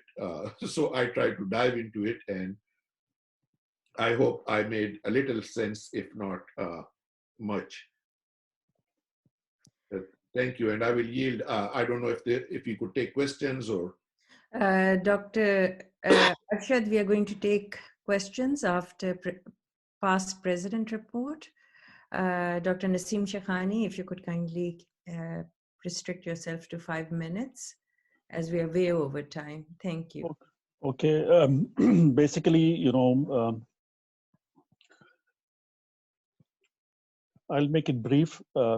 Basically, what I have to do is to give you a brief scenario of what happened last year and how we go future. So it is an honor and privilege to be the president of APPNA and immediate past president. And I'd like to thank all membership for their support, which have given to APPNA last year and this year also. First, I'd like to recap last year from very start.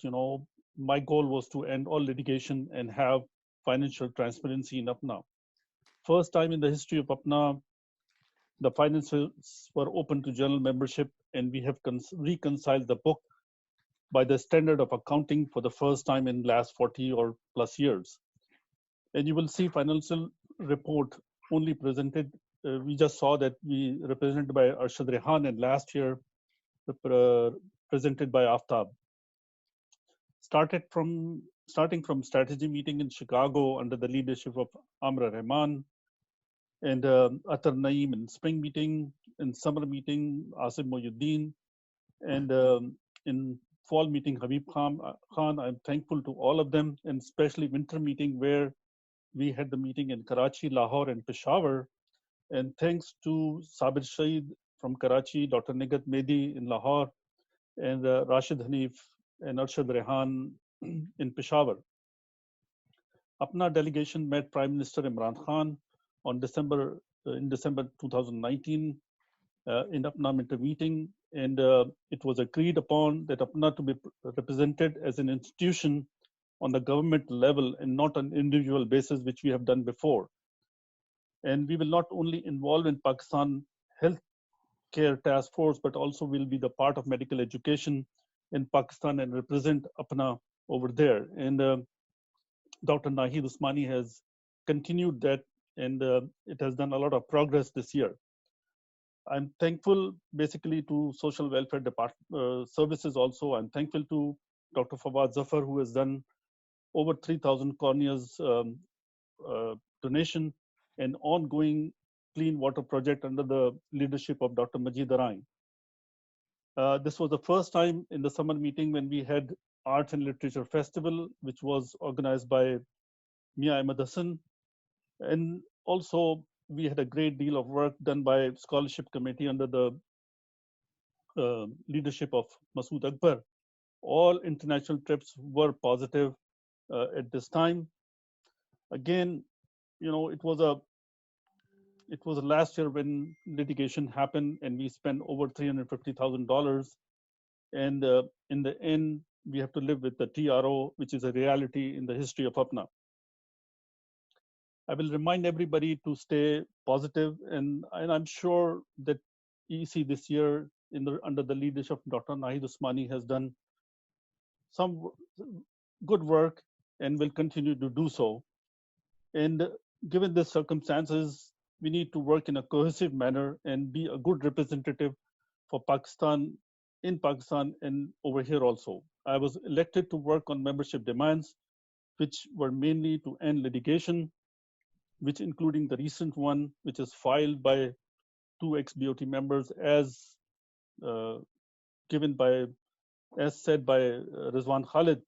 And again, to improve financial transparency. I know there will be a loss this year also, but the bottom line is that we need to be transparent. And our job is to give a clear cut that what is the loss, what is the profit. And I'm thankful to Arshad Rehan, and also I'm thankful to the accountant which did the work, which was Sabine Pirzada. Also, I like to thank Chair of Social Welfare Disasters Committee and COVID-19 Committee, Dr. Aisha Zafar and Sajid Chaudhry, for their tremendous work. And COVID-19 has given us a new reality, and again, summer meeting and fall meeting are in limbo at this time. I like to thank EC 2020, Dr. Usmani, Dr. Harun Durrani, Arshad Rehan, and Dr. Naid Usmani, and especially our staff of our office, especially Nicholas Saw. In the end, I would still suggest that we have a lot to offer. APPNA is a strong organization. We have ups and downs. It's like a stock exchange, and everything is possible for us. And we have better days and good days ahead of us under the leadership of Dr. Naid Usmani and continued with Rizwan Khalid. APPNA remains a progressive organization, an organization for the future.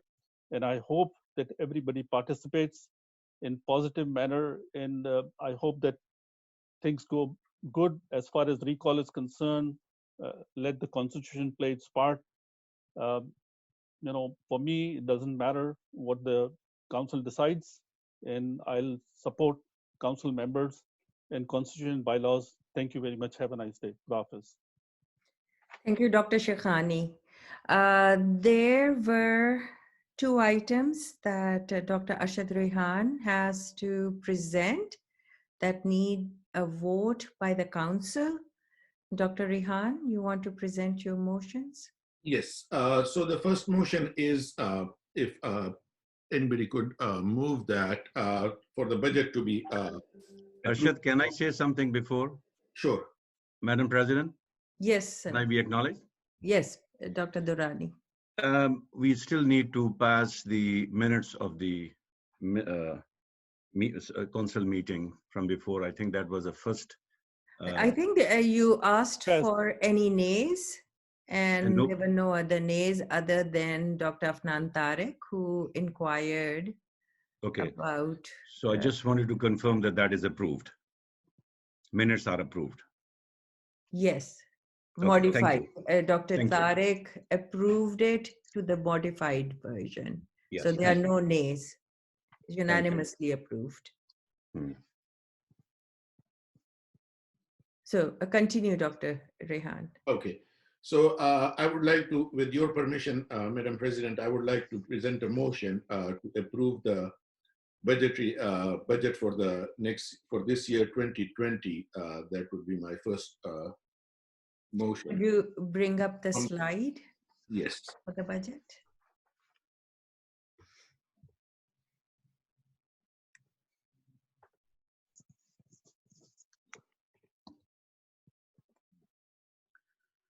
So let me share it. Okay, so the procedure for voting is going to be, we will unmute everybody, the council, one by one, where Dr. Harun Durrani will take the name and you are going to say yes or no. Okay, share screen.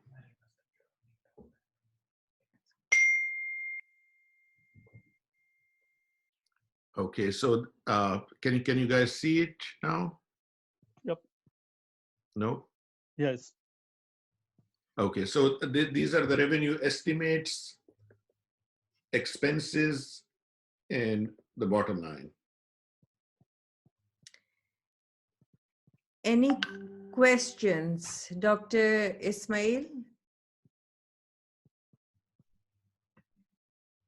So this is regarding the budget. Dr. Ismail, you're recognized.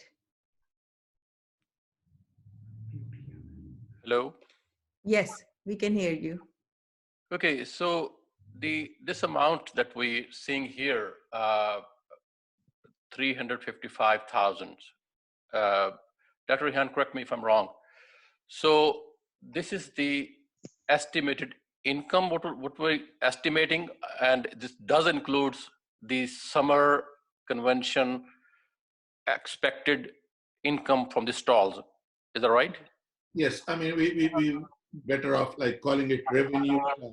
So this includes like their conservative estimates of whatever we foresee as incoming revenue. Yes, you're right. So, but the way things are going, so if we include this as an income, now I don't think there's any foresee right now that when this meeting going to take place. So are we not overestimating our income? I hope not, because we're still not canceled the summer meeting. It's still very much there. We're, as Nahid said, that it may be delayed, but it is something very big that a lot of our revenues hinge on. And it's a major APPNA activity even otherwise. So we're hoping that that does happen. So we have to count it in. And as I was saying, that we were initially estimating that we'll get a revenue of about $350,000 from the meeting. And we've cut it down like, by more than 1/3, more than $250,000 down to $100,000 only. So taking up that question, Dr. Ismail, I think at a minimum, we are going to have a single meeting this year, either, a combined meeting of summer and fall, or if we are lucky, we may be able to have a summer meeting in August and a fall meeting. And then of course, we will have more revenue generation. But the projection is that the membership may not come in large numbers due to the concern of the epidemic. So 100,000 is a conservative estimate. Thank you. I would now like to recognize Dr. Asim, who has a question. No, actually, I raised my hand for the vote that I'll participate. Oh, okay. Thank Yeah. you so much. And there was one other, Dr. Sanaullah. Yes, thank you. Actually, I have the same question, like there is a projection revenue for the summer meeting. So I hope that happens and we get that revenue. But what are the steps, the finance committee have in mind? God forbid, and if we don't have, then what are the step 1, 2, and 3 to compensate that revenue? Okay, thank you. So if you look at here, so there are a few things that we are trying to achieve. The finance committee, I have another motion about that. The finance committee has come up with a couple of unanimous recommendations. One of them is to request the council to request the membership to donate a one-time assessment of about at least minimum of $100 each to the organization, because of there have been unforeseen events, this COVID-19 crisis. So if they could support the organization just with at least a one-time $100 assessment, if the council could request that, we are hoping that the membership would respond in positive, because we all love this organization. We want it to be solvent. So that is one step that we're taking. As I said, the loans through the CARES Act, the disaster relief. We have the bank loan. We may have to spread it over. Remember, we have factored the loan repayment in full for this year in that deficit. So we may have to spread it over the next 2-3 years. And finally, like, if the markets come up, there is something that we may have to take loan from the lifetime dues investment account and cover the deficit. So that's the thing so far. Thank you. Dr. Rao Kamran Ali, you recognize? Ji, Assalamu alaikum. Thank you so much for a great and comprehensive report. Dr. Arshad, the thing is this, it's okay to ask for members, and members, as you have seen recently, they have given generously for COVID-19, so they will definitely give, and I will give too for APPNA. But the question is this, in this EC, we have people, those have run many elections to be there, okay? And on each election, they spend $50,000 to $100,000. So which means we have people here, those have spent like minimum 50,000 to probably $500,000, okay?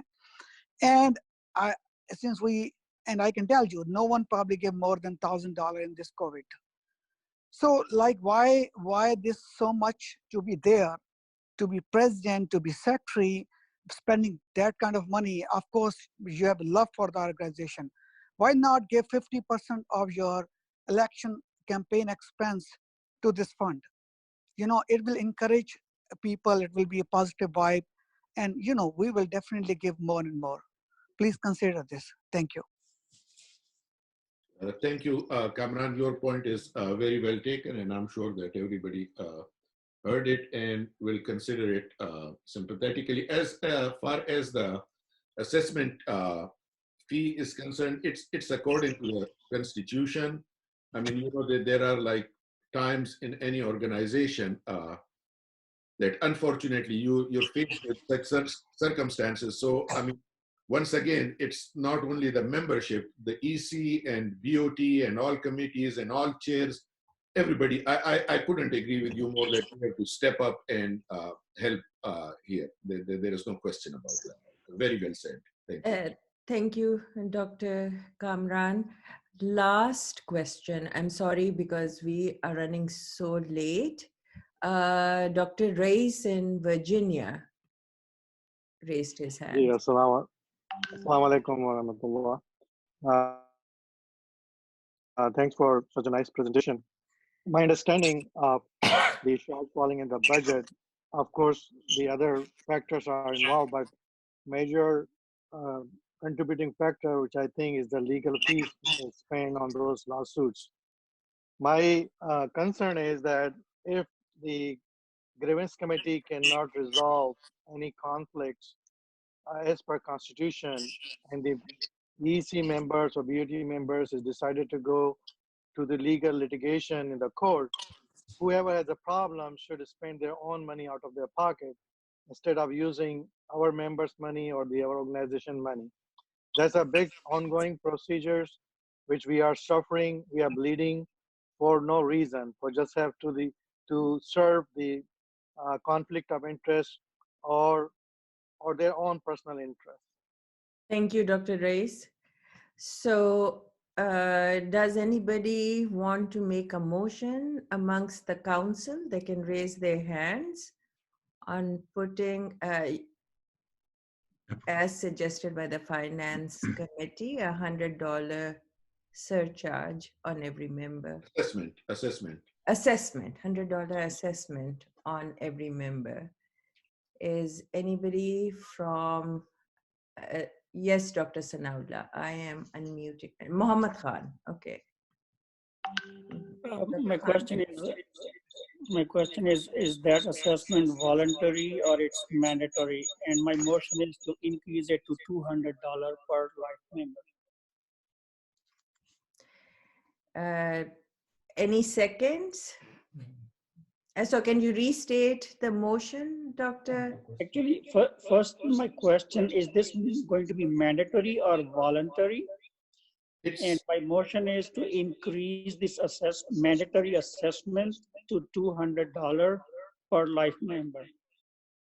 If I may interject, if I may be recognized, Madam President. Yes, yes, Doctor. So let me rephrase that. The assessment would be a request from the council. So it would be a voluntary, and I agree with you. We can rephrase it that the council requests the membership for a one-time assessment fee of at least $100 to $300 or $100 to $200 to help support this organization because of the financial difficulties that it is facing because of its revenue-generating activities, because the revenue-generating activities were affected because of the COVID-19 crisis. So that would be the motion on the floor. Dr. Khan, you want to restate it?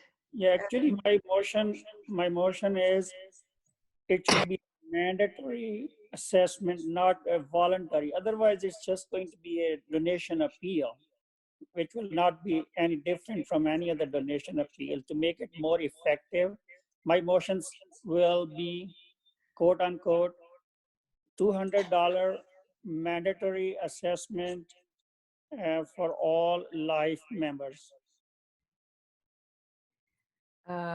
If I may be recognized, Naheed. Yes, Doctor. Dr. Khan, I really appreciate that. And these things were discussed by the Finance Committee in detail very late the other night as well. There were some issues with that we recognized, like, how do you enforce that? And if somebody does not pay it, what are the penalties? So can I request you that if we can amend your motion to that we approve this one-time assessment and let the Finance Committee decide about the modalities, whether mandatory or voluntary. I think that we can have you into those discussions as well and come up with a good plan. And, I think your suggestion is very well taken, but we have to look at the ramifications and how do we go about implementing it. So if you would, I would request you that if you would modify your the motion to, like, let's say a one-time assessment fee of $100 to $200, and as per the modalities that are sorted out by the finance. To be determined by Finance Committee. Yes. I agree with the modifications. Okay. Anybody seconding it? I see a number of raised hands. Dr. Ismail Khawer, Khawer Ismail, I am unmuting you. Please go ahead. Yeah, I think to get the up and out of this crisis, we have to pay. There's no other way of running day-to-day expenses. But I think if the conflicts is finished, that will send a positive message.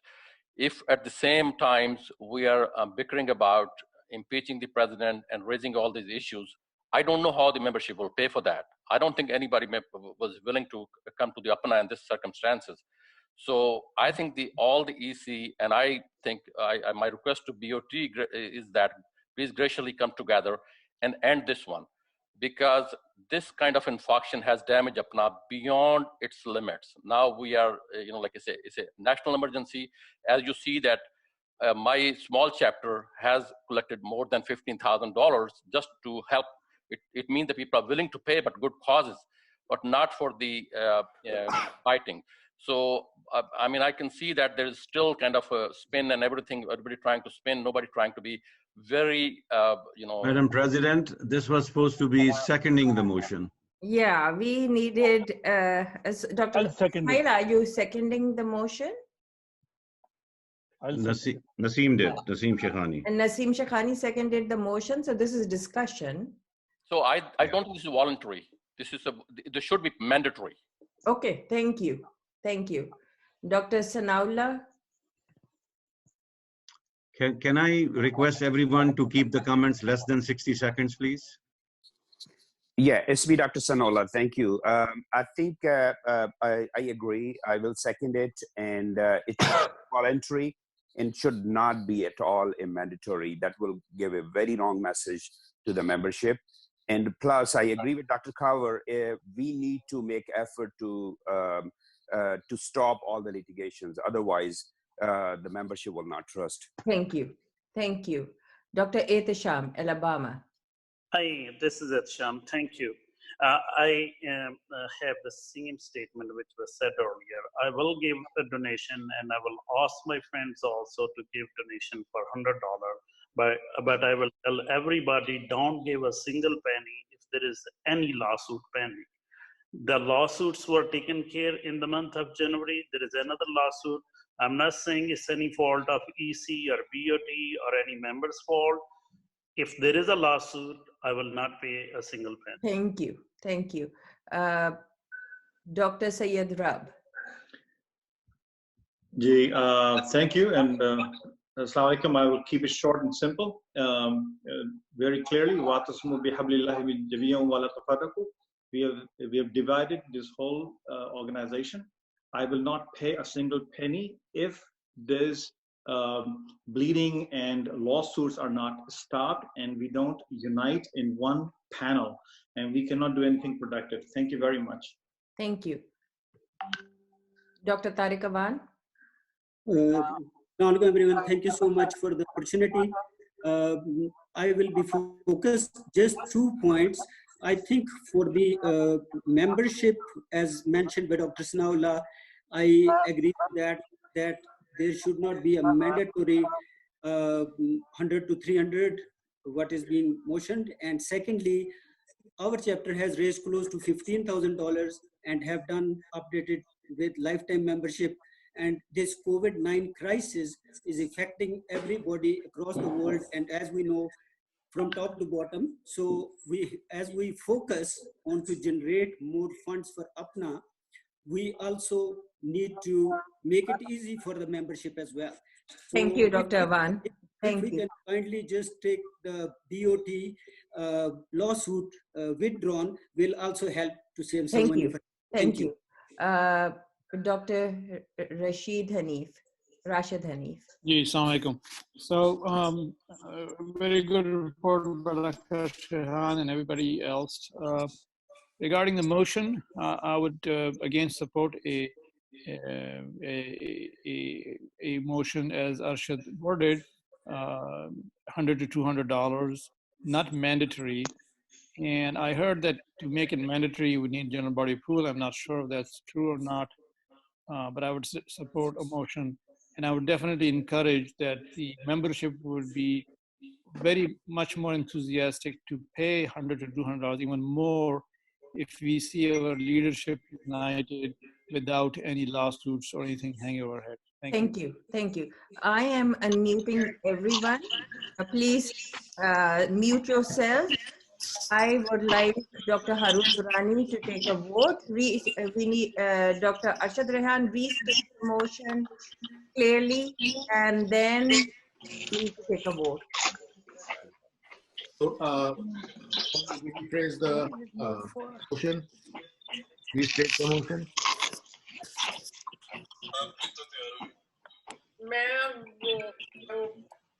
अपना की president जो था meeting वगैरह था Zoom पे meeting रखी है चल रही है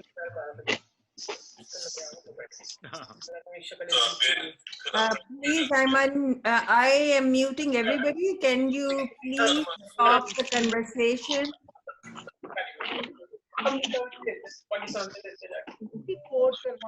Good. How are you doing? Okay. So, Arshad, I have unmuted you. Can you please restate the motion? So the motion that I want to present, the motion that is under consideration of the council is that the council recommends a one-time assessment of $100 to $200 per member to take APPNA out of the financial difficulties that it is facing because of cancellation of its revenue generating meetings because of the COVID-19 crisis. The modalities of the assessment to be sorted out by the finance committee. Thank you. Thank you. So the motion was seconded by Dr. Naseem Shekhani. We need to get a vote. Harun, I am unmuting you. And you unmute one by one and get a vote because. Okay. Dr. Naheed Usmani. Yes. Dr. Rizwan Khalid.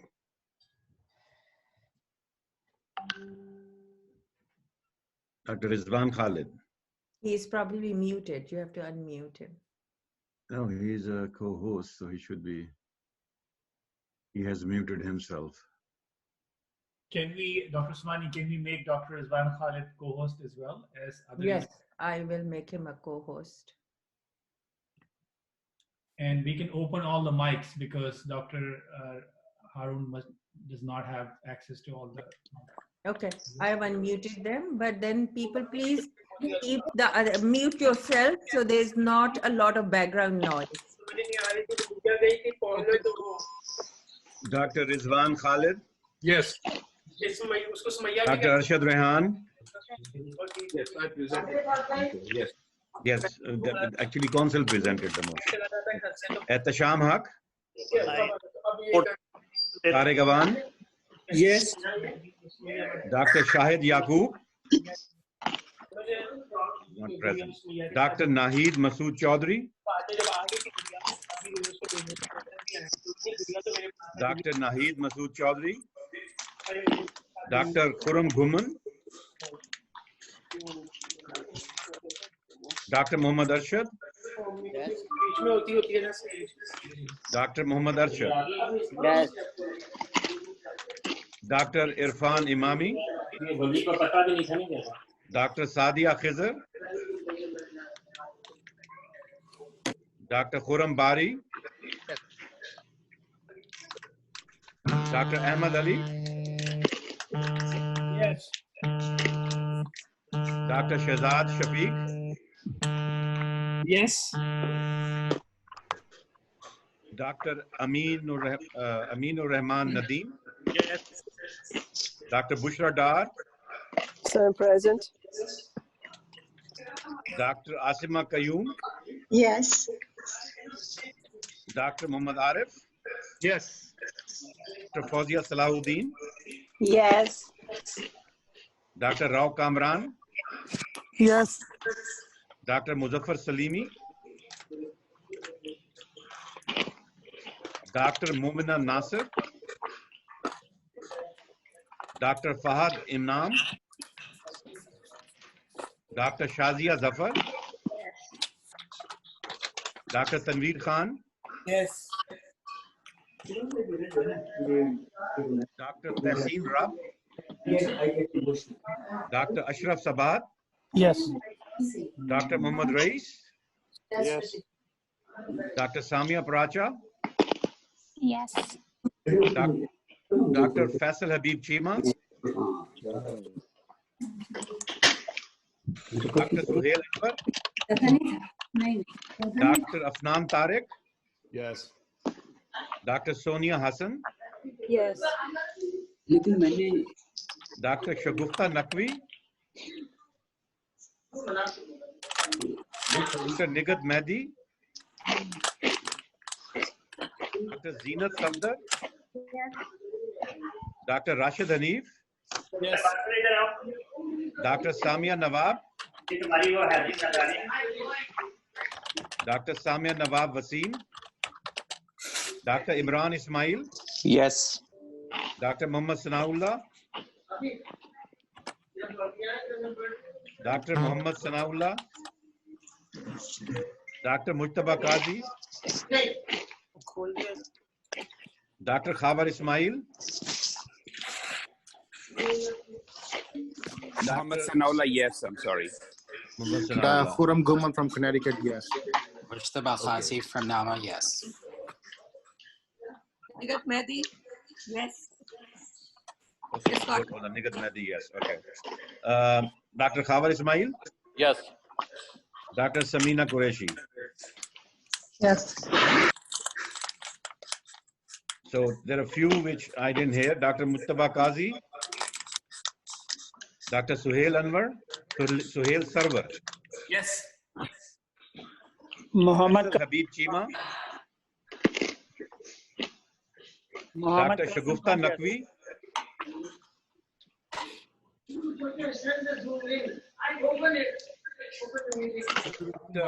Durrani? Muhammad Al. Dr. Durrani? Yes. Dr. Gupta Naqvi somehow cannot unmute. She has written on the chat that her vote is yes.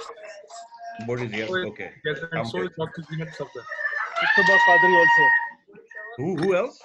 Mustafa Qadri. Mustafa Qazi. Got it. It's Muzammil Habib and yes. So far,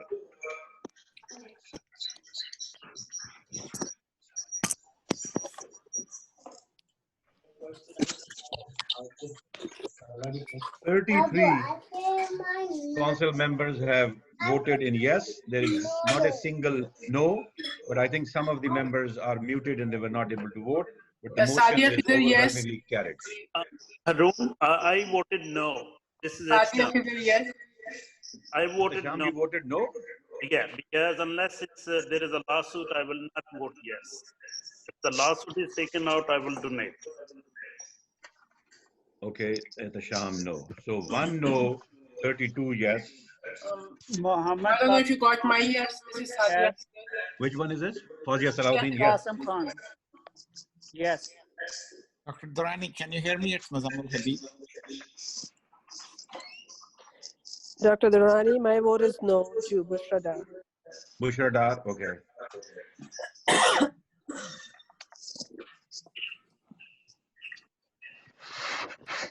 And Dr. Durrani, this is Dr. Naqvi, Shagufta Naqvi. So I mean, vote will be yes only if it is not used for the lawsuit fee. Good. Yeah. Good. Dr. Durrani? Yes. I think people can either vote yes or no. There cannot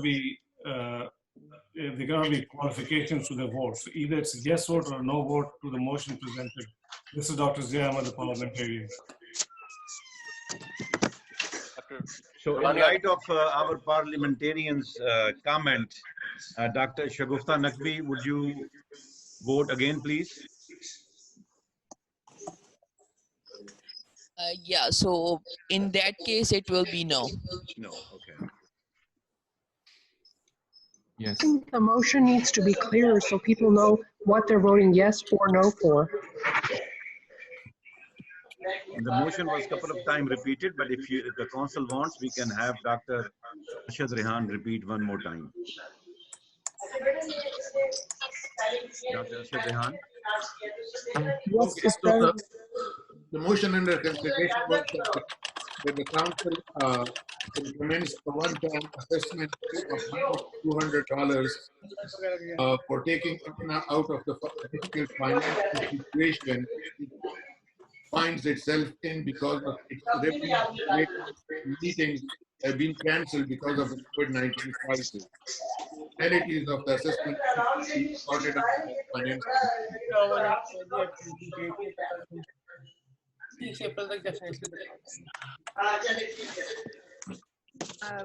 Dr. Durrani, please count the votes so that we can go to the item. We already. So we have total of 30. Dr. Usmani, can you mute everyone again, please? You have to.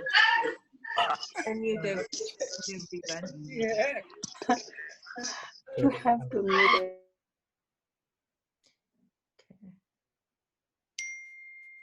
So there were total of 34 votes, 31 in favor, and 3 against the motion. The motion is carried.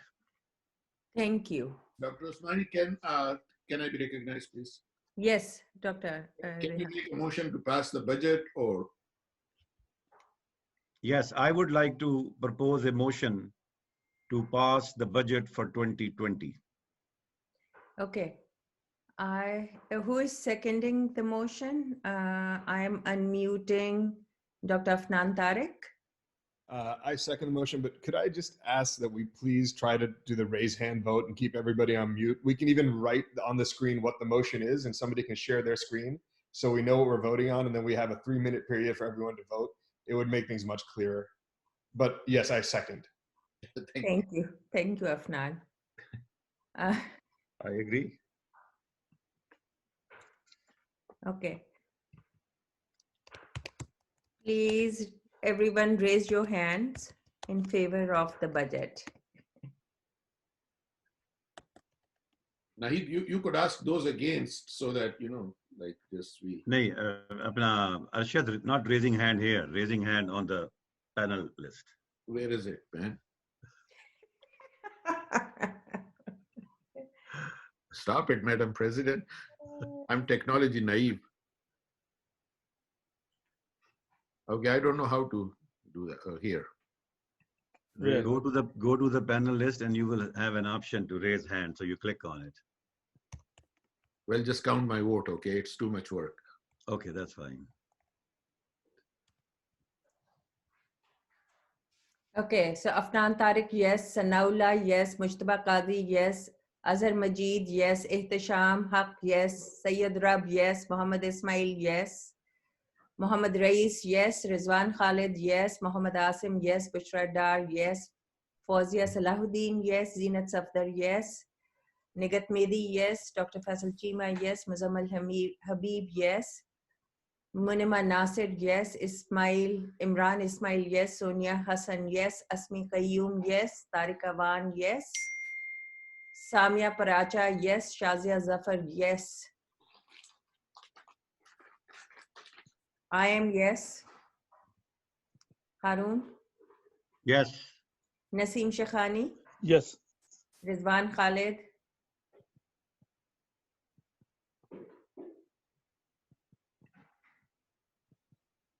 Rizwan Khalid? So the budget passes unanimously. Unanimously. So the next item on is the vote on the recall petition. So I am handing over the chairing to Dr. Rizwan Khalid, and I'm recusing myself. Thank you. Okay. Again, Assalamu alaikum, everybody. Thank you, Dr. Osmani, for the recusal. Dear APPNA members, this is unprecedented in history of APPNA, and a very somber moment when first time in the history of APPNA, recall proceedings have been in place against an elected officer. Please recognize that the executive committee has no role. I'm saying that again, the executive committee has no role except that we are the messenger. That is what is in the bylaws. The secretary, Dr. Durrani, or whoever the secretary is, should, according to the bylaws, follow the procedure. And as a president-elect, if the proceedings are against the president, I have to chair the meeting. The consul's only role is to vote on this petition. You have received the petition as a certified mail in end of February. You have received the petition itself directly from the petition, as well as the response of the officer under question. I will note that Dr. Osmani has reservations on the process. However, I feel that having a conflict of interest, she should not have used the president's report time to make a case. Her response to the petition is already mailed to the council members, especially just like in the impeachment process for the President of the United States, you have to give both sides a equal chance to make a case to the jury, which in this case is the consul. So you cannot have president, who's the accused officer, speak for 10 minutes while the petitioners do not get any time. So that's my strong grievances for the process. However, as I mentioned, under the circumstances, all policies and procedures were followed. And now the consul has to vote. I will go through the consul one by one. EC first will do the vote. I will request the secretary, Dr. Durrani, to please note the vote and then provide us the final count privately to me, and then we will announce it. Please note that a vote of yes means that you are in the favor of recalling the president. I repeat, a vote of yes means that you are in favor of recalling the president. A vote of no is against recalling and voting the petition down. I want to make sure it's very clear. When you vote yes, you are in favor of proceeding the recall petition. A no vote means that you are against recalling of the president. At this point in time, I will open the vote. Am I the host or, oh no, so Dr. Usmani is still the host. Please, there is no discussion. You have already received the petition as well as the response. I will request the host to unmute, and when your name is spoken by the secretary, please say yes or no. Nothing else. Please do not speak anything else. The rest of the members, I will please request you to mute yourself. The president-elect is chairing. The president at this point in time is not chairing the meeting. So this is a valid meeting. So Dr. Durrani, can you please go through the list, the EC members first, and yes or a no? Mr. Chair, there is a lot of noise and I have difficulty hearing. Can I request everyone to please mute yourself until your name is called, and at that time you can unmute and give your response. Dr. Durrani, just a comment. Once you mute yourself, you cannot unmute yourself until the manager of the meeting unmutes you. That is true. So how about keep quiet for a second. Harun, you have to yell a couple of times. You have to be out. Then those people who are not listening, they will listen and they will be quiet. If you say it very gently and gently, those 5 or 10 people are not listening to it. Just yell a couple of times, then they will know something. Point of order. Just say the name twice. If somebody does not respond, you move on. And at the end, we ask if somebody has not voted, and we take it from there. Okay. So Dr. Durrani, go ahead. So I'm going to start the vote from the EC. Since the president has recused, so no vote. Dr. Rizwan Khalid is chairing, so he will wait till the end. Person is Harun Durrani. I vote no. Dr. Arshad Rehan. No. Dr. Arshad Rehan. No. Dr. Naseem Shekhani. No. No. No. Dr. Ehtasham Haq. No. Confidential to Dr. Tariq Awan. Abstained. Quality ठीक होगी आपने check कर ली कि वो कुछ होगा doctor खामोश हो जाए आपकी आवाज पूरा शहर डॉक्टर नाहिद मसूद चौधरी वीसी साहब ने भी एग्री कर ली and Canada chapter Dr. Naheed Masood Chaudhary, Dr. Khurram Ghuman, No. Dr. Muhammad Arshad, No. Dr. Muhammad Arshad, No. ये देखना इख्तियार करके लाएं Dr. Sadia Khizar, No. Can I request again, the number of people speaking, personal calls, can you please unmute yourself? We will get over this much quicker. Please. Dr. Khurram Bari, कर सकते हैं No. अगर आप ना invoice दे दें Dr. Ahmed Ali, तो हम आपको भी भेज सकते हैं No. अगर हमारे पास Zina कोई Safdar, can you? invoice This is होगा। Zina Safdar. Azad Shafiq, accountant को No. दिखाना।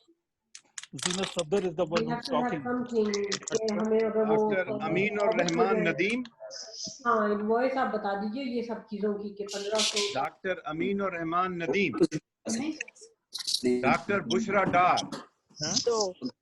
इस करते हैं फिर वो आपसे Dr. Asima Qayyum, No. Dr. Muhammad Arif, no. Dr. Fawzia Salahuddin, No. Dr. Muhammad Asim, No. एक भी yes Dr. Rao Kamran Ali, No. Dr. Muzaffar Salimi,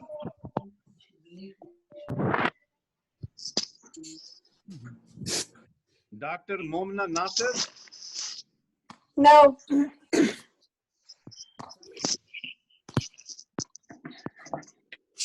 Dr. Shazia Zafar,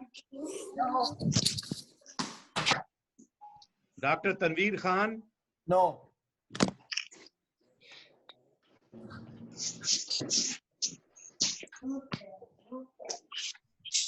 Dr. Azhar Majid, No. Dr. Sayyid Tahsin Rab,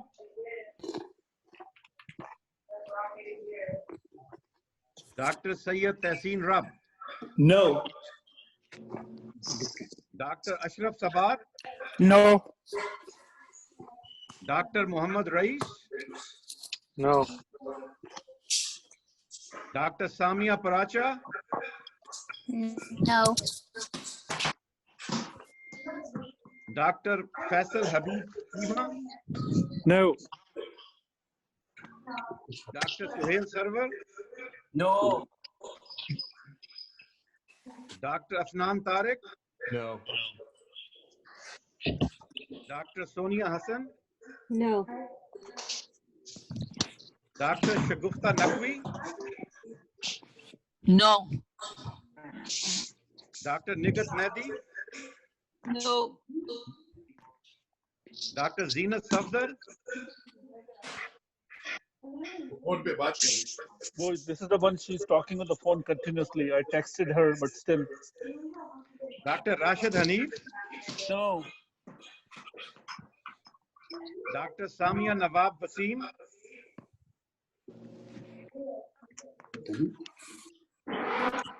Dr. Samia Nawab Wasim, Dr. Imran Ismail, No. No. Dr. Samia, no. no, okay. Dr. Muhammad Sanaullah, No. Dr. Mujtaba Qazi, No. Dr. Muzammal Habib, No. Dr. Khabar Ismail,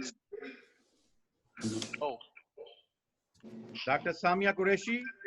No. Is there anyone who is left and has not voted? Dr. Zina Safdar, Muhammad Qasim Khan. Muhammad Qasim Khan. this is Nevada chapter. Yeah. Yeah. It's a no. It's a no, no, no. Okay, very good. Dr. Aminur Rahman Nadeem. Dr. Muzaffar Salimi.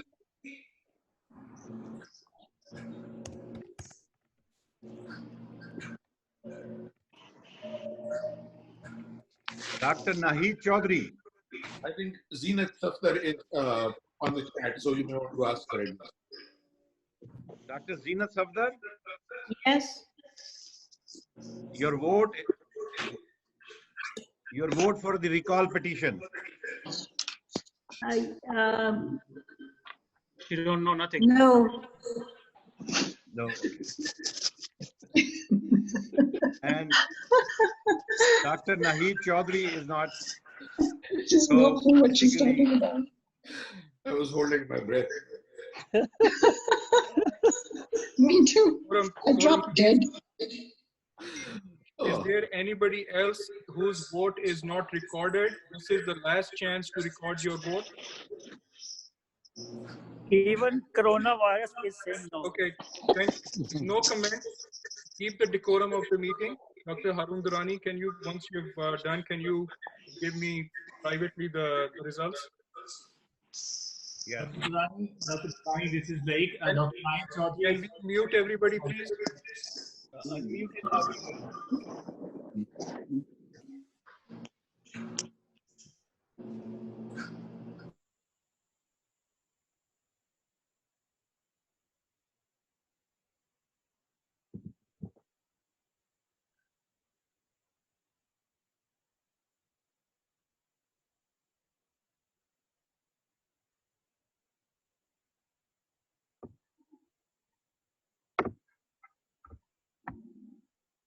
Rizwan, I have texted you the total number.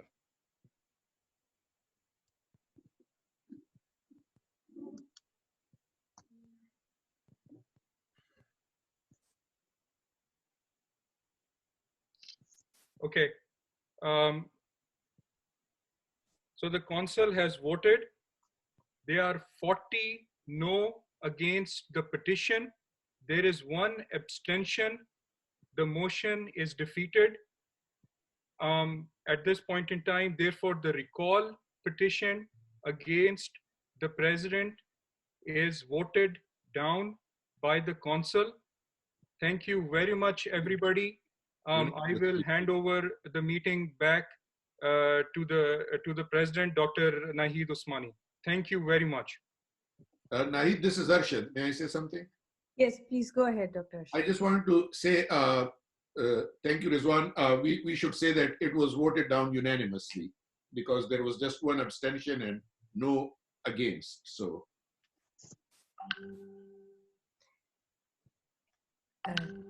Thank you, Dr. Point well taken. Rehan. This is Naseem. Can I say something? Yes, please, Dr. Yeah, Shah. thank you very much, all the council members, and I hope we can finish this litigation also. So that is my request again, and humbly request, and I'll beg that they should withdraw and let's move forward and work in a cohesive fashion or milke kaam kare and then make the year successful. Thank you. Thank you. Good sentiments. Dr. Usmani, can I be recognized briefly? Yes. Nahid, can I be recognized? Right. Let me recognize Dr. Khalid and then Dr. Harun. Right. Okay. So again, I would echo Dr. Shekhani's comments. We wanted to start with the EC so that the council knows what the sentiment of the EC is. And I'm very thankful to the council. I would request from the council to the people that are still in litigation with APPNA. There are 2 past BOT members. We need them to be told to withdraw their petition against the organization. This is how we want to move forward. The EC is doing its best to work together. Again, I want to really thank the EC and the council member, Dr. Shekhani especially. I want to thank for voting down the petition. And thank you all the council members. It was a unanimous decision with only 1 abstention. Thank you very much, everybody. Thank you very much. So we are way behind. Let's Harun. quickly go. Oh, yes, Harun. Thank you. Please go ahead. Thank you.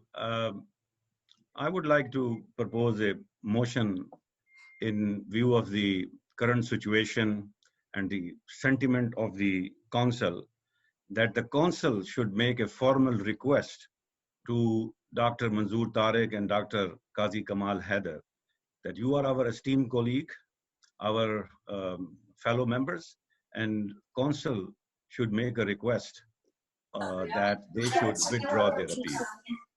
I'll second it. And let's move forward, and we can address all the grievances in the upcoming cable. Just, I think this would be a very good gesture if council can make a request to our two esteemed colleagues. Thank you very much. I'll second it. This is Naseem. You want to declare this to the end of the meeting, and then we can, if we have time, we can take it, because there are a lot of important items on the agenda that we need to discuss. Naheed, this is going to be just basically a good gesture. We can very quickly ask if anyone opposes this motion. Otherwise, this motion can be very quickly passed. I think it will be good that it goes from the council. Okay. Any discussion on this motion? So I am going to unmute Dr. Khan. Dr. Khan, I unmuted you. Well, we don't. No discussion. I think this motion should be put forward for vote and then get over with this. But I think this is the most important motion at this time. Okay. I recognize Dr. Khawar Ismail. I'm unmuting him. So a moment ago, we was talking about giving the opportunity to the other side, what is their grievances, and we objected for having a president time for that. Now we're proposing a motion for two BOT who was nominated by the membership, by the APPNA membership, and they has been the executive committee decided themselves without asking council, without presenting the case, that why the body case was withdrawn, that have put us back to the same level and put the same thing. So nobody came to the council and tell the council that why that motion, that lawsuit was withdrawn.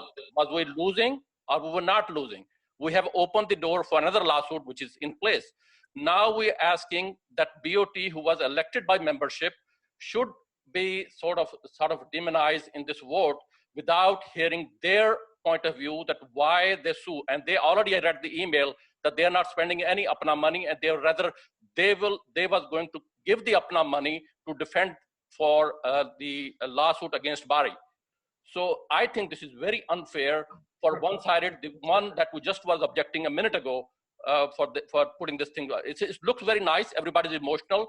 I wanted to go away before that, but may I ask the EC, why didn't they have the meeting with BOT before coming to this council and ask them, BOT, that can you withdraw and we do this and this and have some bargain?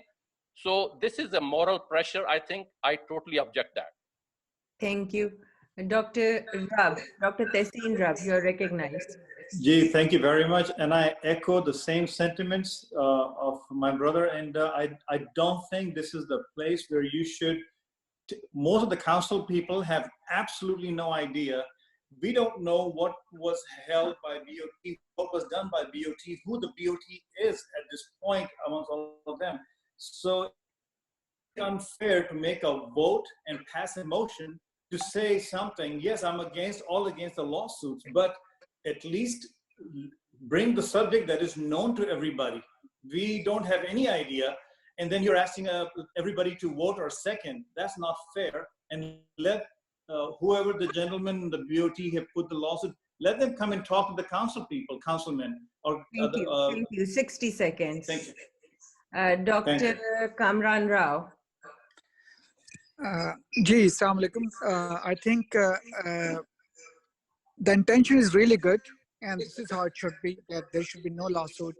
But I agree with my esteemed council member, that is not fair. We should listen to them, that they are very, one of them is past president of APPNA, and I will say again, he's probably one of the biggest donors. And while most of let me repeat that most of the people, they spend money on elections, but they don't donate. So what made him to go to court, right? So we need to listen his part. We need to know why we were not involved. I'm council member for 3 years. Why was I not involved when the lawsuit was withdrawn? Who was winning? Who was losing? You know, there is a lot Dr. more to Kamran, that. 60 seconds. So Dr. yes, Isha. Unmute. One person here who's, in my opinion, did the great job. That's Naseem Shahani. I really salute you. You did not try to repeat what happened last year. And Dr. Usman did not to be impeached. And I think you said with Arun and with Rizwan to make sure it does not happen. And I congratulate Naseem and you, Harun and Rizwan. And Nahid Usmani, you didn't deserve to go through it, but you went through it. It's good training. And as far as lawsuit, I'm against all lawsuit. I'm against any recall petition. Thank you. Thank you. Thank you. Dr. Reis. I will echo the same thing with the other colleagues are saying. I think to be fair, we need to give the opportunity to those two BOD members to present the case. Otherwise, it's going to keep the door open for more litigations and more problems. Let's resolve the issues as per constitutions, as by bylaws, and then we can unite together. Thank you. Dr. Afnan Tariq. First, about the motion itself, I believe it almost amounts to a censure, so I'm not sure that we can pass that without having a proper discussion and vote, because you're asking two people to alter their opinion, so it almost amounts to a censure. Second of all, I don't know on what authority the EC decided to roll back to a 2014 amendment, the 2014 Constitution of Bylaws, when a duly approved bylaws were approved by the general body in 2019. So this is something that we have to sort out internally, preferably, or if we don't sort it out internally, it'll be sorted out by the courts. But I mean, I don't know how we do that. We have to reconcile these issues because we can't, as an EC, a 5-person EC or a 5-person board of trustees, unilaterally decide that we will roll back 5 years of amendments or four years of amendments, however it is, just because it pleases us. Thank you. One last comment, and then we'll conclude the discussion on this. I want to amend the motion. Yes, Dr. Tariq Awan. Thank you so much, Dr. Usmani. As I see right now that in this COVID-19 crisis, how our APPNA team together has been working and has been so productive, that's how we would like to see our APPNA work together and being productive. And same time, we need to really resolve our outstanding issues to move forward. That will increase the harmony between the members, the leadership, and also it will save the money for the APPNA as well. Thank you. This is Arshad Nahid. May I be recognized, please? Yes, Dr. Arshad. Oh, sorry, I wasn't paying attention. What is the motion? No, so I am going to request Dr. Durrani to if he could kindly withdraw the motion and present it after some more deliberation and discussions with Dr. Manzoor Tariq and Dr. Qazi Kamal Haider. Yeah, we if it was bring it for the council to vote at this stage. Yeah, if it was okay, let me Arshad, the motion was that in view of the current situation, coronavirus pandemic, as well as the current situation within the APPNA, I wanted to ask council to request, this was not a binding motion, to request our esteemed colleagues, Dr. Manzoor Tariq and Dr. Qazi Kamal Haider, to consider ending the appeal process and stop the bleeding of the APPNA finances. Yes, they are paying from their own pocket, but at the same time, APPNA is paying from the members' pocket. So that was a non-binding motion, just a request to the esteemed members. And I think that we should vote on it. I mean, I respect the sentiments of the other members who have shown, but I think in a gesture when we are trying to resolve all our issues, we are just trying to get together, I think this would be a great gesture. But Madam, if you request, Madam President, if your request is that to table this motion, I'll be happy to oblige. Thank you so Can I much. say something? This is Naseem. Yes, Dr. Shaghani. I think one of the things which we can do is best tarika ye hoga ki bhai, we talk to Manzoor Tariq and Qazi Kamal Haider and put them as a consultatory role on the cable committee with Zia. So that will help some of the grievances they have, will be resolved, or we can look into it, because there is a lot of clutter and noise itni zyada hai कि we need to just focus now on our finances than anything else. So Okay. बस मैं ये कहूँगा Dr. आपसे. Shaghani, I just unmuted Dr. Zia as the parliamentarian, and he can tell us. Dr. Zia, I unmuted you. I think Dr. Rani has already withdrawn the consideration to later time. My point was that this would be under new business. We have 15 minutes left in our meeting, allocated time. So I think we should concentrate on the business that we have first and then go to new business. But Dr. Durrani has already withdrawn his motion, and that to be considered later on. So what I'm saying is a bit redundant now. Thank you. Sure.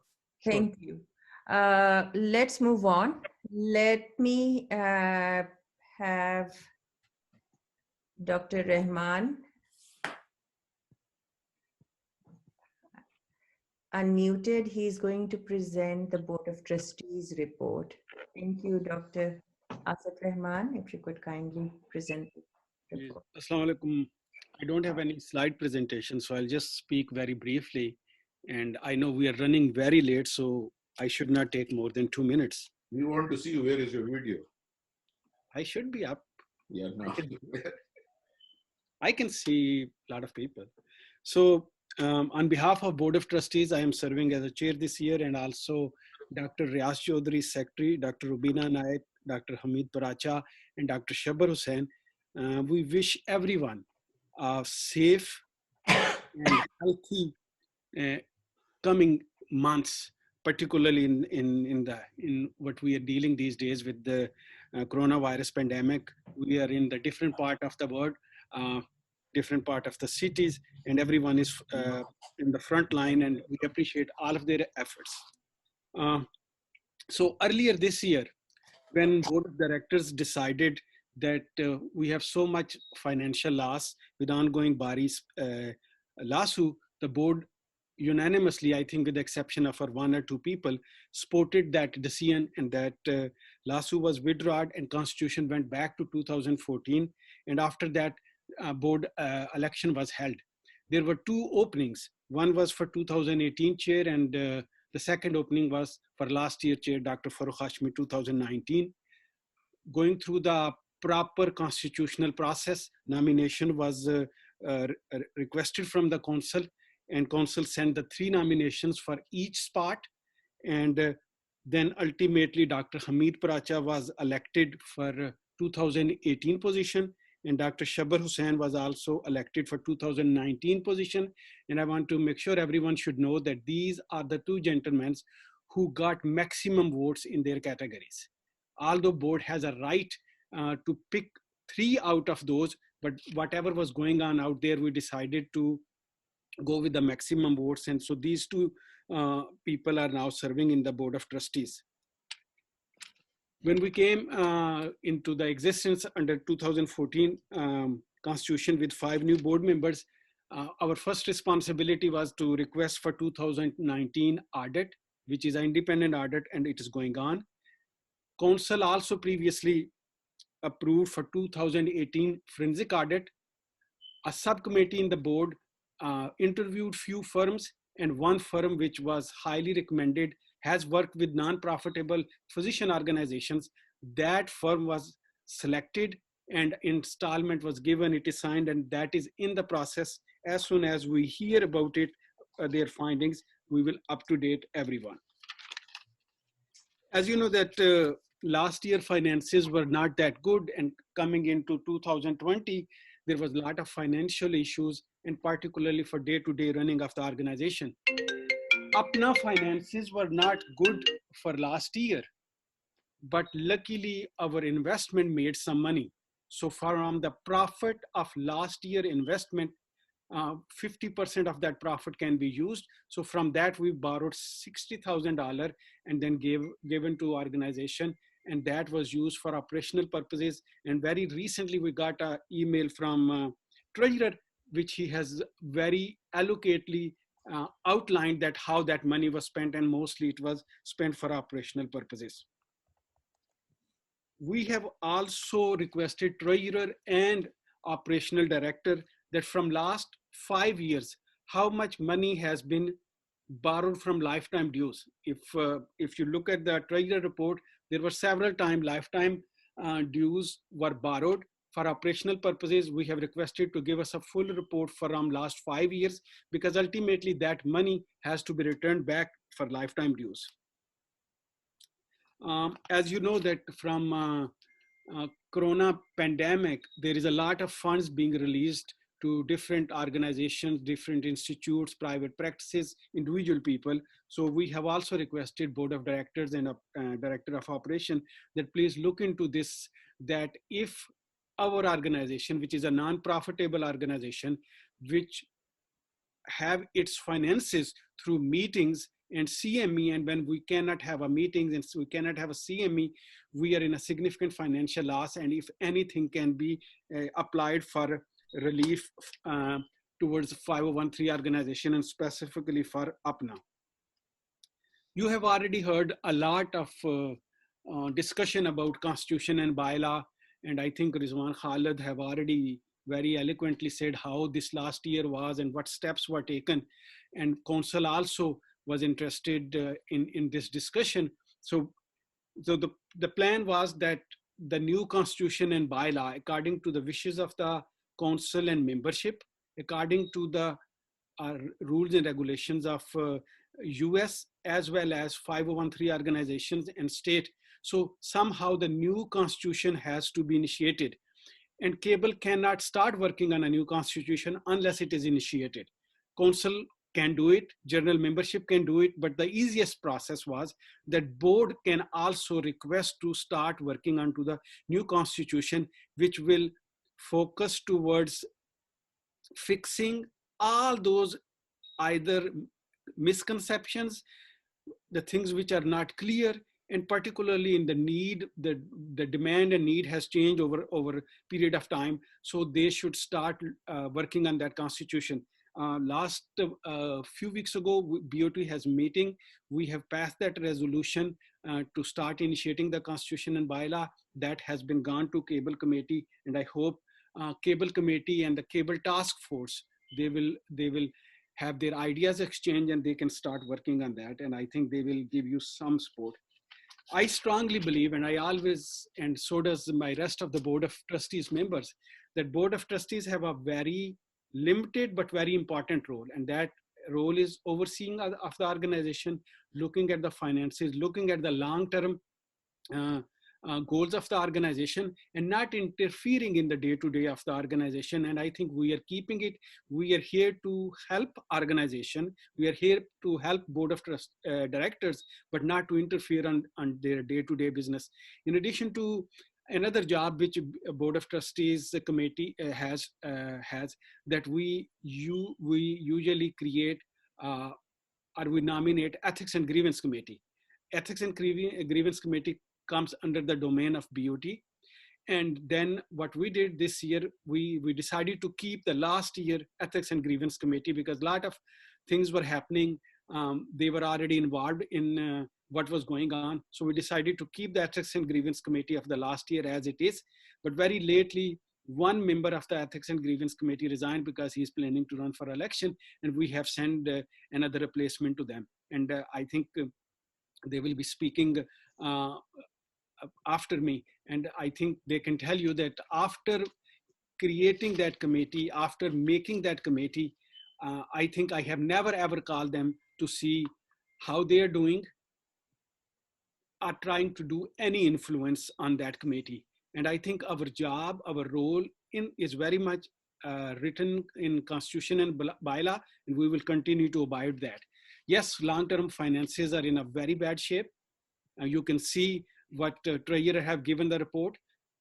It was not someone's intention, but there is a significant, I think we would not have been in a loss if there was no litigations, no legal fees, close to 300,000 to close to 400,000 was spent on legal without even going through the proper internal process. And I think board of directors decided to have a settlement with Bari, very rightfully so, because they knew probably that lawsuit cannot be defended. And then if you look at that, there is no more litigations spending going on. And I think now recently the two board of trustees, and I don't want to go into more detail, but I think I do agree with the sentiment of Harun Durrani that we should discuss with them and try to stop any litigations. If they have issues, people should come inside the organization, go through the internal process. If they don't get any satisfaction in internal process, then they should go outside. And we should have a very strong stand on these litigations, because our organization is doing very well. Look at that. People thought that this organization cannot survive. Look at that. When the pandemic came, everyone united together. Everyone rallied on this organization, and people still trust on our organization by giving $500,000. And I think that is our job to do it. And we will fully support board of directors by moving forward. Thank you. Thank you, Dr. Rahman. Next due is the Ethics and Grievance Committee report. Is Dr. Abdul Rahman here? I asked Nixa and he said he wasn't on the call. I'm looking through the attendees and I don't see his name. So we'll go to the next agenda item, which are committee reports. Can I please request Dr. Sajid Chaudhary to talk just 5 minutes on Coronavirus Ad Hoc Task Force? Thank you.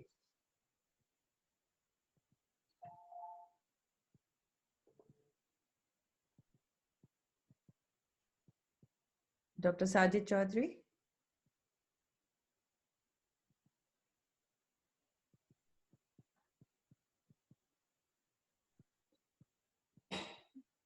Can I ask Aisha, then go to Sajid? Dr. Aisha Zafar, can you talk about Social Disaster Welfare Committee?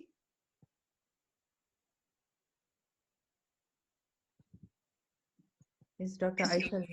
Gee, I'm here. I can talk about it. Great, thank you. So I guess I have 5 minutes, so I'm going to try to expedite it as much as I can. I'm briefly going to tell about, first of all, about the donations. We actually received a donation of $400,000, which came from Mr. Ashar Aziz. $300,000 is assigned for PPE, which is for Pakistan and USA. And he's given another $100,000, which is for management of stroke patients in Pakistan. So I just got an email from him, so I thought I would let the members here know about that. So basically, SWDRC and the COVID-19 task force with Dr. Sajid Chaudhary, we've actually worked very well. We have an excellent team. We are doing projects in Pakistan, and we are doing projects also in USA. In USA, we are primarily focused on food and PPE. And the food we are doing with APPNA food pantries. We have given them funds for about $25,000. And we have so far given funds for Dallas, New York City, Seattle, New Orleans, and Houston. As far as the PPE is concerned, the bulk of our donation, which came from Mr. Aziz, which is $250,000, has been assigned to USA. And what we are requesting, and this is basically the message that I wanted to get across, any chapter, any individual, any alumni, whatever amount you're going to give, we are going to match that dollar to dollar up to $3,500. So it just doesn't have to be that it has to be a chapter as such or an alumni. We can do this for individuals as well. You can order the PPE through us. We are working with a vendor, or we can match the amount send you the check if you find a vendor who has comparable rates and you can do it yourself, like the Heartland chapter has been doing. So our first shipment of PPE is going to come next week, which is mainly going to go to 7 hospitals assigned in New York. If there's anyone in New York who has any hospital that they would want any protective gear, please send me an email and we'll make sure that it goes there. We've given so far about 700 masks, which have gone to the Elmhurst Hospital. So this was basically about food, and this is about PPE in USA. As far as Pakistan is concerned, we have sent funds for $55,000 to be distributed through various organizations. These include Selani. We are working with Huat. We are also working with Kindle, which is the association that KPK, the Khyber alumni chose that. We are working with 2 or 3 other groups as well. There is a lady who runs Khana Ghar in Karachi. I would think that most donations that we have received so far have been from the individual members. We have received about $200,000. And this amount has gone for food in Pakistan. As far as PP is concerned, it has been a little frustrating trying to figure out what exactly Pakistan is, because the need or the request that we get from there is frankly much more than what it is in US. And you know that the patient load here is much higher. And also we don't have all that equipment which is available here. But we are getting there, and I really want to thank each and every one of you. But please do choose APPNA if you want to donate. We are willing to match most funds at this time. As far as PP is concerned, we will match dollar to dollar. If it is food, I've now started talking to people. APPNA still has an excellent name. If there is a non-APPNA person who's willing to give us $400,000 and then sending me an email now and saying, if you need more funds, please let me know, then obviously there is something that we are doing right here. So thank you very much. I'm very appreciative to each one of you. And please send me an email, or if you need to call me anytime. We are very happy to work with each one of you. Thank you very much. Shukriya. Thank you, Dr. Aisha Zafar. Spectacular work by Coronavirus Ad Hoc Task Force Committee and Social Disaster Welfare Committee. Dr. Sajid Chaudhary is in the hospital, so Dr. Aisha's presentation covers both aspects. As I mentioned earlier, Dr. Arif Tur is sick and unable to even sit. We wish him the best of health. So he won't be presented the task force work. I would like to invite Dr. Zia Muiz Ahmed to present Constitution and Bylaws Committee.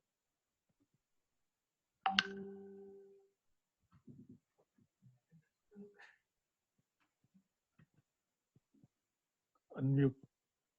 Yeah, we can hear you.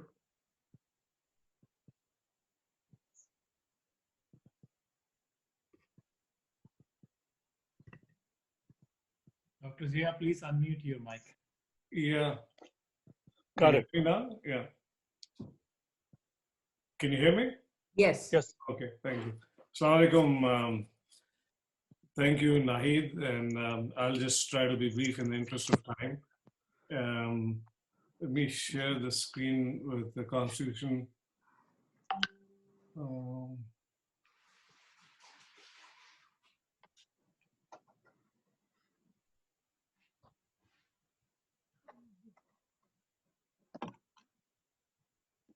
Okay. Can you see the screen? Yeah, yes, we can. Okay. I don't know how to make this bigger, but I guess it's slide. Yeah, there it is. Okay. So this cable committee, I'll just give a brief report on the cable committee. After last year, there was a broad realization that we really need to look at the Constitution and bylaws.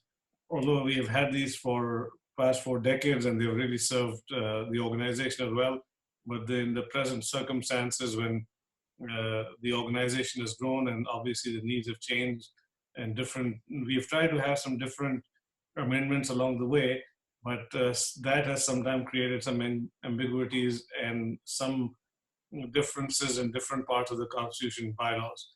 So having had this realization, the Executive Committee, all members with differing views and all came to the realization that we need to have a document which is a consensus document and answers all the questions and takes into consideration all the problems that are there. I think Dr. Asif Rahman, as chairman of the Board of Trustees, has already mentioned in his presentation the fact that we needed to get this started, and we got the Board of Trustees had a meeting and passed a resolution in which they've asked us to look at all aspects of the Constitution bylaws. So when this committee was formed, it was formed jointly by the president, president-elect, and past president, and 9 names came together, and these are listed up on in the first slide here. You can see that all of them have had a lot of experience are involved. We have the distinction of having 2 members of the executive committee, the president-elect and the current secretary in the meeting in our committee, as well as 1 member of the Board of Trustees, which was a little different, but I think this was helpful in bringing all viewpoints together. And I think this is really, as initially, I talked to all of them, and there were some questions in people's mind, but I think we see the strength that it has brought with having everyone represented there. The objectives that we have of the cable committee are really to evaluate all aspects of the current cable, including the structure, function, and governance. And this has been the mandate that has been given to us as per resolution of the Board of Trustees. And then recommend changes in the constitutional bylaws to the leadership and the membership of APPNA to address the problems that are identified. And then produce a consensus document. And to produce a consensus document, a requirement was put in this year for our committee that at least whenever we come up with a suggestion or recommendation, at least 7 of the 9 members should agree on those recommendations. This will bring us to a document in which it doesn't feel as if people's opinion were railroaded, and there is a widespread support for those recommendations. And then one thing that we came across last year, that there were some parts of our Constitution which did not, were in conformity with Illinois state laws of nonprofit organizations because of the fact that we have made these changes along the way, not because of any ill intent, just because it was oversight. So we have to make sure that anything that we have in our Constitution and bylaws complies with the Illinois state law, since our organization is incorporated in the state of Illinois. And one other important matter is, in view of what I just said, is to engage an attorney who's familiar with the Illinois state laws as well as Constitution and bylaws of nonprofit organization, and engage them early on in the process so that we don't come to this, that we have spent a lot of work and we come with some recommendations and find out either they don't comply with Illinois state laws, or it is not the way other nonprofit organizations have conducted business. So far, our journey has been basically we were formulated and finalized at the end of February. Before that, a task force was created by the Board of Directors comprising of senior members of APPNA leadership. These were past presidents, people who have been involved with APPNA at a lot of different levels and had experience and knew the history of APPNA. And this task force, after it was formulated, a town hall meeting and the strategic meeting in Philadelphia, and got the input of the membership. And they are now working on making some recommendations, and they're having some meetings. Unfortunately, they were affected by the current coronavirus, and 2 of their committee members were taken ill, and Dr. Amjad Hussain, who was initially the chairman of that,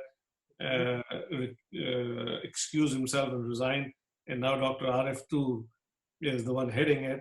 And since he was unable to come because of his health issues, but I can tell you I've had a number of conversations with him, and he's very actively working on it. They've had some meetings, and they are trying to come with some recommendations.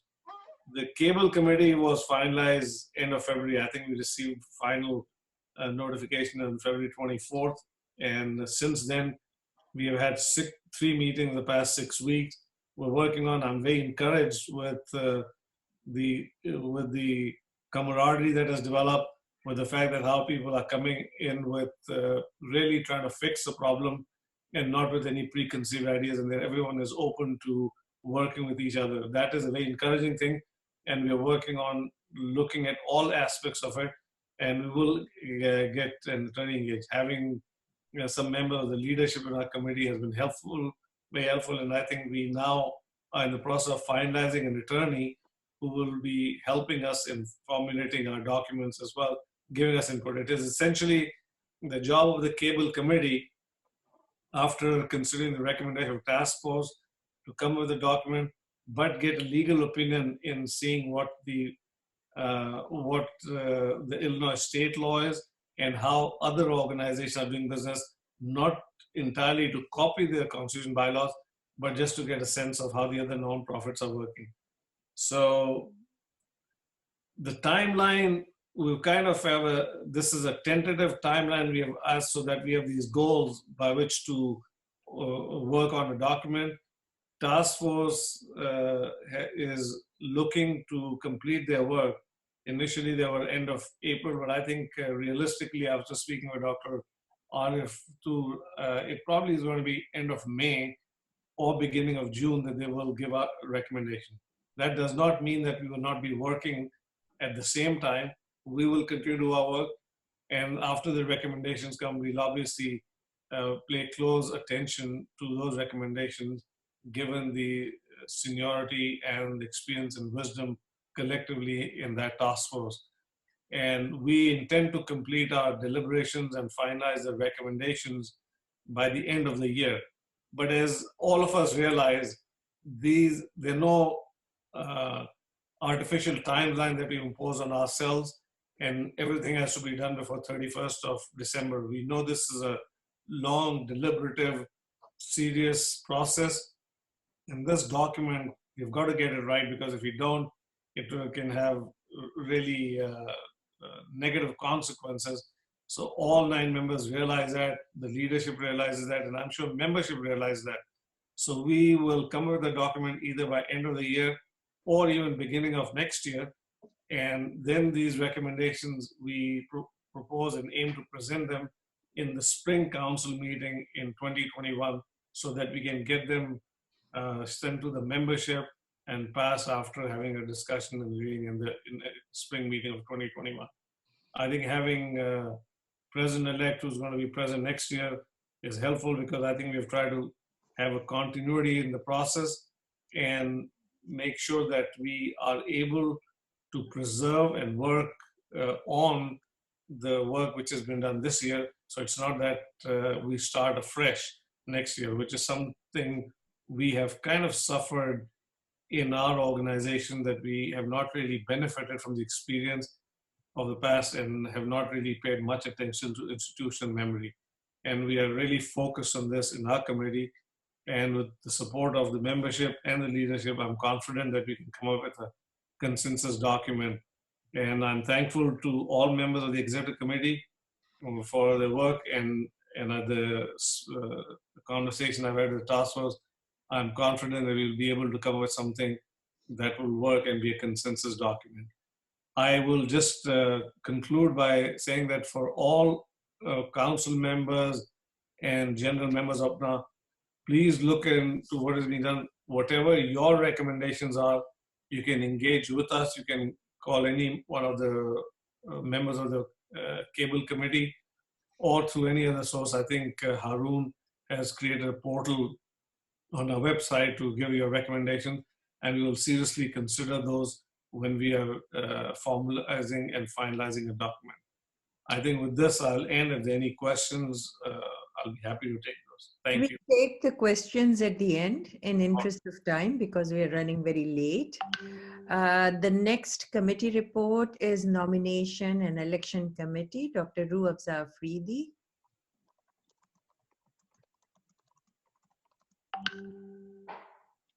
Yes. Assalamu alaikum. This is Ruaf Zafridi. Yes, Dr. Afridi. Yes. Dr. Ziamuis, can you stop sharing your screen? Yeah, I'm trying to figure this thing out. Sorry. I have a very short report, so others can give more Okay, time. go ahead. Go ahead. We've had 2 meetings of my committee so far. The first one was to meet with each other and to set the date, final date for the return of the nomination applications, which is April 15th. The second one was we had a complaint from one of the candidates, which we have dealt with. And so far we have no other problems. At this point in time, we only have the one submission for candidates. I have not received any other nominations as yet. We sent a second e-blast requesting nominations, and we haven't heard from anybody else so far. So the date is the 15th of April, and I think if we don't hear anything by Monday, we will probably send another e-blast to remind people.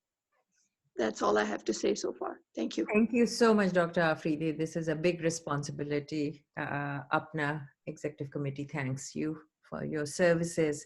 The next presentation is by Advocacy Committee, Dr. Abdul Rashid Paracha. Assalamu alaikum. My thanks to the Executive Committee, the Board of Trustees, and the Council to allow me to present this brief report. I don't have any slides because I don't have any statistics to present.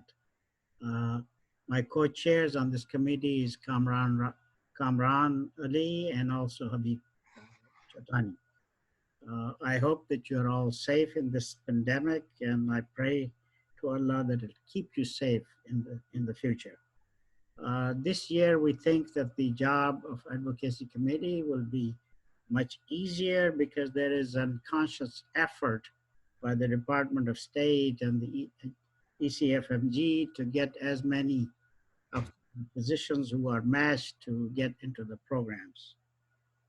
So far, we have a confirmation of about 130 residents who have been accepted in the programs in the J1 visa and about 37 in the H1B visa. But the rumor or the news is that there may be total actually about 200. You know, you all have gone through yourself. You know that after they receive the confirmation, they have to get visa, they have to get some certification from PMDC, and then of course the statement of need from the Ministry of Health. Now, traditionally, the Advocacy Committee really has not gotten involved except for the visa in those cases that have been denied at the embassy level. And then once they get accepted or granted a visa, then the next step is to see if they get the so-called administrative process lesson so they can come here. And that's where we plead their case to the State Department and to the government and the embassy in Pakistan. This year we had a little difficulty in getting the visa applicants going to stamp their visa. They had stopped, the State Department has stopped all the regular routine visas at the embassy level, but they made an exception to the medical profession. The problem lies with the going physically to the embassy and get your visa stamped is that there's a law that came into being in 2017 that every applicant has to be in the embassy. And as you know, with COVID pandemic, even in Pakistan, it is very difficult to obtain any travels to go to Islamabad. Now, in that effect, we have asked the U.S. Embassy in Islamabad. Dr. Naeed Usmani had written a letter to the ambassador and the chief consular office to see if they could do the interview virtual as we are doing our meeting today. And this morning, unfortunately, we received a reply saying that no, they are under the law, they cannot do any virtual interviews, that these candidates have to come to the embassy. So that is the difficulty during this pandemic, but we are hoping, I try to get statistics to see how many people have so far gone to the embassy, but really no definite number is available. The second part was the problem with the Pakistan Medical and Dental Association, which was an array. But I understand now in the last few days that the PMDC is now certifying the certificate, and the Ministry of Health is issuing that statements of need that are required by our applicants. So hopefully we will overcome all these difficulties that I have mentioned to you by our applicants to go and get the visa done, their certificate done by the PMDC and the SON by the Ministry of Health. Once they do that, then obviously, as you know, we then look for the administrative process. And we are hoping that this year it will be much easier because the Department of State and the ECFMG have made a lot of relaxation in their rules and regulations to facilitate for these applicants to come to the programs. Even some states have even requested that those people who are ECFMG certified have not gotten their match this year, that they will hire them. So we are hopeful, even though not for the right circumstances that happen all over the world with this pandemic, that these physicians of ours will be able to come. And some ECFMG has written letters to the program directors that they can even accept them earlier than their date, which is July 1st. So at this time, really, I don't have anything else to tell you except that we are waiting for the applicants to go, and then we will start working if anybody has a visa denial or are stuck or delayed in the administrative process. I would, this to me is a good opportunity for APPNA to take advantage at least of this, and the advocacy committee to really inform the American public and the State Department and the government of USA that we are a vibrant part of the society, and at the time of crisis, our community comes to the help of every American, and maybe we get some goodwill, so to say. And this is our job at this time to promote that. The YPC and the Advocacy Committee are working together. The Executive Committee has given us the full support. We have created a link at the APPNA website where the people can go if they have any difficulty in visa or administrative process, and we will then take up their case and move forward. Don't have anything else to add, and don't have any statistics to give you as to how many have been have their visa stamped at this stage. Thank you very much.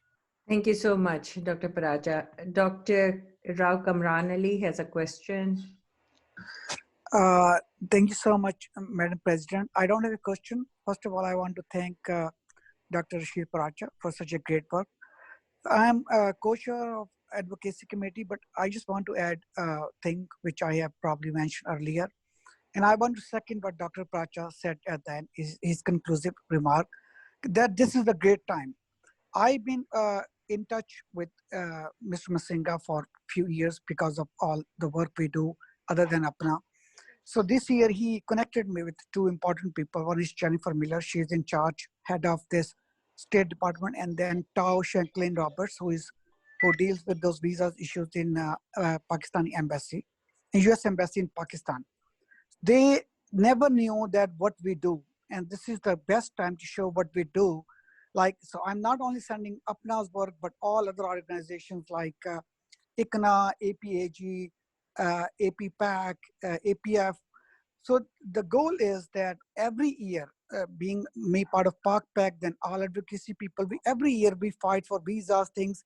This is a time, if we show what we do, I'm sure they will make a separate pathway for our visas, and we will not have to do that because they will know actually this is for their benefit, that we are their backbone. So I think if we all I think communication committee report will come, but just to second Dr. Pracha, that we need to work on that and take it very seriously. Thank you. Thank you very much, Dr. Rao. Now I would like to request Dr. Mahjabeen Islam to present Qatra Fund updates. Dr. Usmani, this is Lake. I've got some feedback that they cannot see the speaker, so you might have to change the view since you're the host. Right now, they only see 4 boxes, so if you can confirm from attendees and panelists what they see on the screen. Can you, so I'm seeing your screen, and let me see. How do I get to see the view? Do I control everybody's view? I can see quite a few people. Can you guys see me? Yes, I think every individual person has to, there is on the top right a gallery view and another view. Yeah. So if you click on that, they would be able to do that. Yeah, I haven't changed the setting at all. So Dr. Mahjabeen Islam. Ji, Assalamu alaikum. Thank you for giving me a little time. I'm going to be quick. I want to give a little background of the Qatra Fund. When it was set up in 2015, it was intended to make APPNA a financial powerhouse and an organization with social and political clout. It was intended to receive donations until it reached a significant amount. Since its inception, no funds have been disbursed from the Qatra Fund, except for the cost of designing and printing of brochures. In the future, when the Qatra Fund accumulated the 1.5 million per year and more as the years advanced, that it had been set up for, it could be used for various APPNA projects. APPNA's membership and social welfare and disaster relief projects were listed as aims of the Qatra Fund on the APPNA website to persuade the membership to donate to the Qatra Fund. So what happened in 2019, in order to create an atmosphere of cooperation and recognizing that the Qatra Fund is geared to raise small amounts on a regular basis, and the APPNA Foundation is geared to raise large amounts on an episodic basis, the Qatra Fund was placed under the umbrella of the APPNA Foundation. It was not merged into the APPNA Foundation, and the director of the Qatra Fund remained myself. So we had a teleconference meeting on March 27th, 2020, and there was a reluctance to use Qatra Fund monies, and members unanimously voiced their reluctance to use any part of the $33,000 that is in the Qatra Fund for the COVID-19 effort or for APPNA's operational expenses. Then as far as the role of the BOT is concerned, the BOT has no role in the Qatra Fund at its inception. The Qatra Fund was approved by vote of council. In 2019, the placement of the Qatra Fund under the umbrella of the APPNA Foundation was not taken to council and thus not approved by it. And as far as the status of the Qatra Fund is concerned, the members in the conference in the meeting were unanimous in recommending that the Qatra Fund should revert to its status as an independent entity.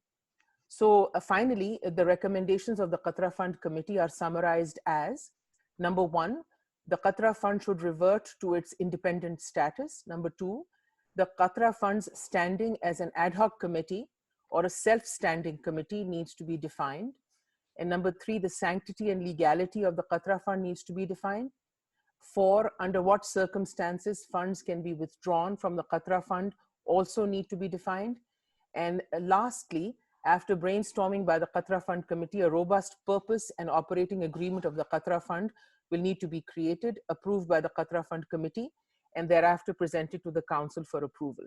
I will just add that the most important thing I think for us to focus on, because the Qatra Fund is such a powerful entity and vehicle for raising money for APPNA, that we should make it a self-standing committee, and we should really concentrate on efforts thereafter to promote it and raise funds. That's my report. Thank you. Thank you so much. Dr. Islam, do you want to make any motion regarding Qatra Fund, or you're okay with your presentation as such? I would like to make a motion to make it a self-standing committee, if I may. I'm not, you know, a council member, so someone else has to make that But motion. you're a committee chair, so you can make a motion. You can word the motion, and a council member can second it.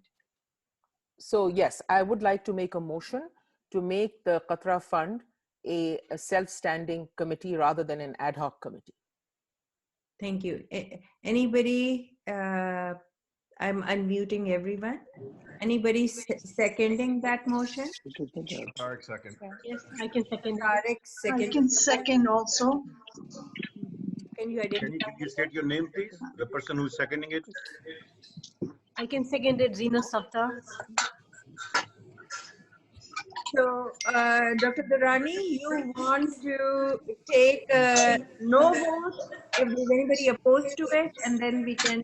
This is Dr. Khalid. Can I be recognized? Yes, Dr. Khalid, please. So there is a motion on the floor. Only a council member can bring a motion, which I'm glad there is already a motion on the floor. There has to be a discussion before we vote on that. I just want to briefly inform the council. According to the constitution, the council cannot create a standing committee. That has to go through an amendment to the constitution and bylaws. Yes, the council can approve an ad hoc committee, which the EC can do as well, the president and the EC, which we already have. If the council can recommend that we want the cable committee to look into this, bring the Qatra committee as a standing committee in the bylaws amendment that we are working on. So I just want to make that very clear that we cannot create a standing committee by the council. Thank you. Zia Moise, can a committee chair make a motion as a parliamentarian? No. Yes. Can you hear me? Yes, please go ahead. I agree with Dr. Rizwan Khalid that it has to come through the constitution thing rather than just being voted. So ad hoc committee can be created, but to make it a permanent committee, you have to go through that process of the constitution and amendment for that, because those are defined committees. You have to, another point I'd like to make is that for all these motions, you want to do it under new business, because I think there is a lot of business which is left, and address that first, then come to these motions like we did for the first motion. This is Naseem. Can I say something? Go ahead. Dr. Shekhani? I just wanted to say, you know, we can just do this ad hoc committee by email, and if that's what the committee feels, we can do it by email. And, I think everybody will agree to that. My suggestion. Dr. Nahid Usmani, this is Hamid Paracha. Can I ask your question? Is not related with any funds? Right now, we are just focused on Qatra Fund report. Will you give me a couple of seconds at the end? Yes, please. Thank you. Thank you. Okay. Dr. Islam, do you have time to stay till the end of the meeting? Then you can make the motion. Certainly. Request the motion. Okay. So the next presentation is office management. Dr. Aisha Akbar. Assalamu alaikum, everybody. Today I just wanted to talk about our office management committee had a meeting. We had a couple of meetings, and in the last meeting, which was on 9th of this month, we passed a motion for the proposal of the closure of storage unit, some unnecessary expense for the organization. And if I can give you a little bit explanation also on that. Nick is the one who can most. But there is a storage that is there for last 10 years. Last time it was, anything was taken out of it or it was used was in 2013. Since then, it is not used at all. And up till now, in last 10 years, we have paid up to 30,000 plus as a rental fee. So what it has is a lot of boxes, which are, some of them are marked and some of them are not marked at all. So our suggestion is that if we can empty that storage and move the boxes that are really needed back to the office, and then dispose the rest of them, because if it is not being used for last 8-9 years, I don't think anything will be used in future also. And the organization is in a lot of debt right now, so these are the extra expenses which we can get rid of. There is also a printer sitting there for which the office is paying the lease, which is being renewed automatically. To be very honest, I don't know much about that thing, but our plan is that we move that printer back to the office and we will cancel the lease when the it's time to renew the lease again. So the committee members have decided that if this motion is approved to get rid of that storage unit, we will come up with a proposal about how to do that, and then we can present it to the central committee. Thank you, Dr. Akbar. So I think OMC wanted to present a motion that they wanted the council's approval, because it is a collective thing that there is, that we are spending money, and can we get rid of the storage unit after a careful review of all the inventory there. So that was the whole. May I be recognized, please? Who is? Rehan Arshad. Ji, Dr. Rehan. Achha. Two things. One is, I don't think that the council needs to carry a motion for getting rid of the storage unit. It's something that we're just leasing the office according to its requirements. And I think if the office management committee is satisfied that that is not needed, that can be done. And I also wanted to take this opportunity while we're on the subject of the office management.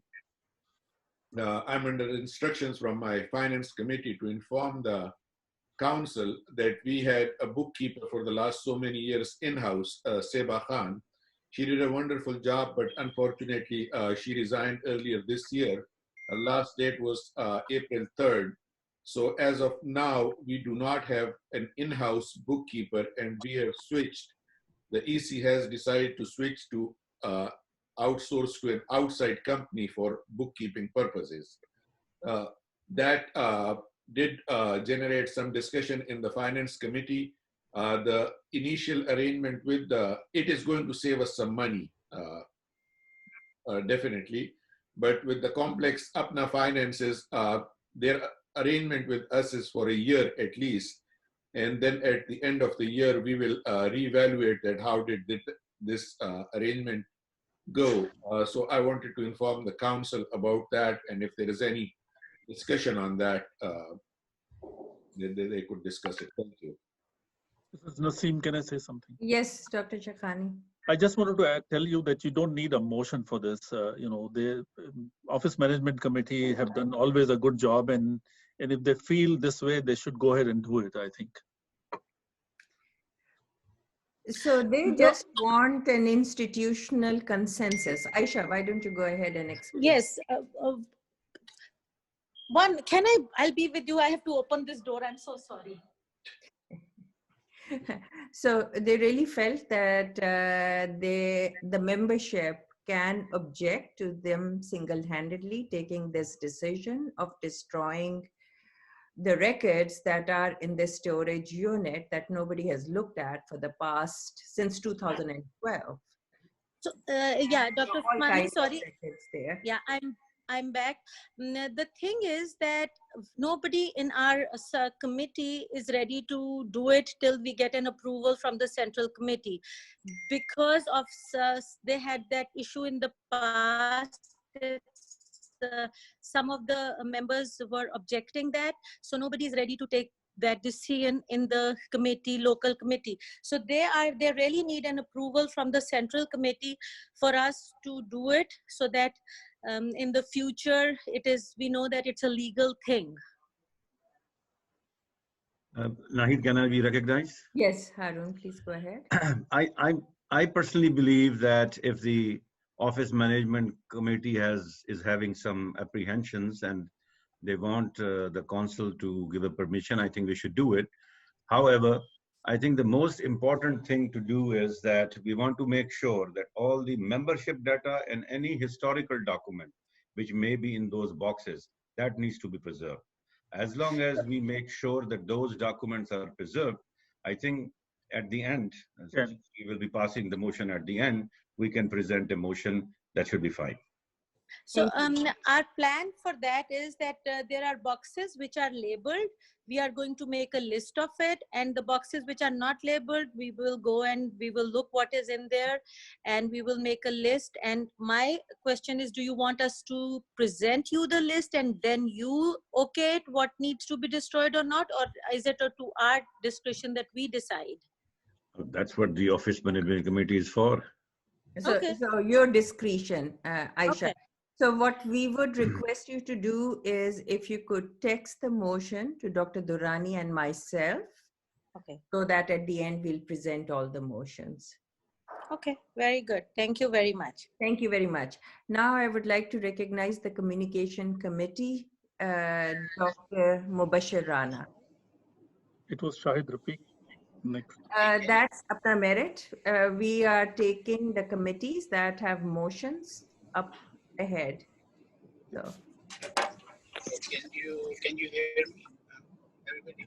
And it's very low, Dr. Rana. Can you hear me now? Hello? Yeah, you need to speak loudly. Yeah, so Assalamu alaikum everyone. Firstly, I want to thank the President and EC for appointing me the chair of the Communication Committee. And also want to wish everybody to be safe in this crisis, and also wish the people, all our colleagues who are suffering from the COVID-19 virus, that they get healthy, and may Allah bless them with the best of health. So the community report, I would first, are the slides on, by the way, or? Yes, they are on. Okay, so first is the members, which you can see on this slide. And then I'll just a minute. Nick has started sharing his screen, but I don't see the slides.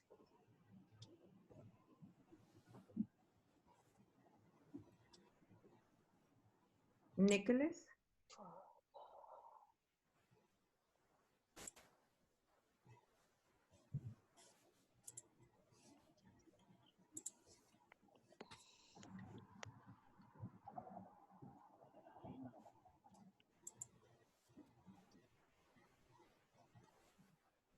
Are you able to see the slides now?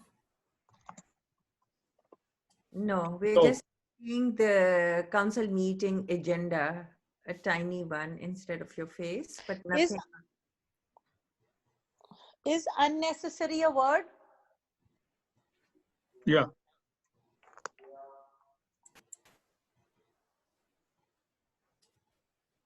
That was a question. Okay. Yeah, got it. Got it. Okay, Dr. Rana.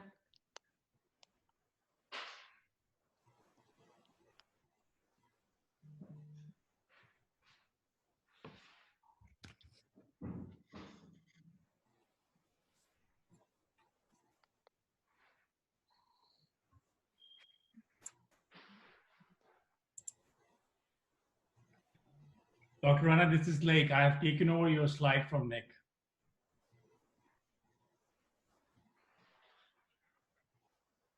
Dr. Rana, we can't hear you. Can you hear me now? Yes. Okay. Okay, so I was saying that the first responsibility that we have been doing is the publication of the newsletter, the APPNA Now newsletter, which goes out every month. And so we plan to continue to do that on a monthly basis. The second thing that we've been working on is obviously the APPNA COVID-19 efforts. And I just have a request from the council members, because if you all must have received email, the email was sent to the membership, requesting a short write-up of what the chapters and the alumni have been doing for the APPNA COVID-19. So please do, if whatever you've been doing, we've received some responses, but if you can send us at info@appna.org, the email is info@appna.org. Please send us what you've been doing so that we can put it on the website, and we can also send it to the different news agencies so people know what APPNA is doing. It's very important to let people know what APPNA is doing at this time of crisis, because there's so much being done. And unless we let people know, how will we motivate others? So the other thing is that if people who are on the front lines and have been treating COVID-19 patients, we like to hear your stories as well. So please send us your stories, some pictures, so that we can again publish those. Those are our COVID-19 efforts. And then the EC had formed a subcommittee for the president, Dr. Harun Durrani, the secretary, and myself to work on the APPNA website along with Lake. So Lake has actually revised the website. There's a new look to the website. The homepage is focused on the COVID-19 efforts. So please, if you get a chance, go to the website, give us your suggestions. But that's where all the efforts and all the work that is being done, we plan to put it on the website. So that people, not only the members, other people who want to know about APPNA's efforts, they can go there and look at it. Last thing I just want to, because it is an ad hoc committee and it has not been approved by the council, so I wanted to have a motion that we approve the committee. But also, I just wanted to show you the roles and responsibilities. These are again proposed because the council has to approve it. So the proposed roles and responsibilities are that the committee will help the president and executive committee with communication with membership. The committee will compose newsletters. The committee will help maintain APPNA website. The committee will disseminate information regarding APPNA work to news outlets, social media, and the respective government agencies. This is something that we're already doing, but this needs to be approved, so this is an action item. So I'll stop here. Thank you very much. Thank you, Dr. Rana. I think what we will do is have, if you could text your motion to Dr. Durrani and myself, we will get all the motions voted on together. The next presentation is by APPNA Merit, Dr. Shahid Rafiq. Ji, Assalamu alaikum. Can you hear me? Very clearly. Okay. Do I have my slides, Nick? Or I have on my, I have few slides because I know that the time is short. If you cannot see them, then I can read from there. Is that okay? Can you, Nick, can you put them on, or I should continue? He started. I have them. Did somebody pause my sharing? No. No? You're not paused? Okay, 1 second. It says Nick Saw has started screen sharing. Nick, I think there is some technical issue on the slide from your end, so I'll take over. Okay.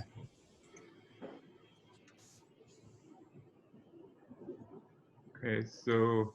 Dr. Rafiq, I'm bringing your slide now. Okay, thank you. Okay, great.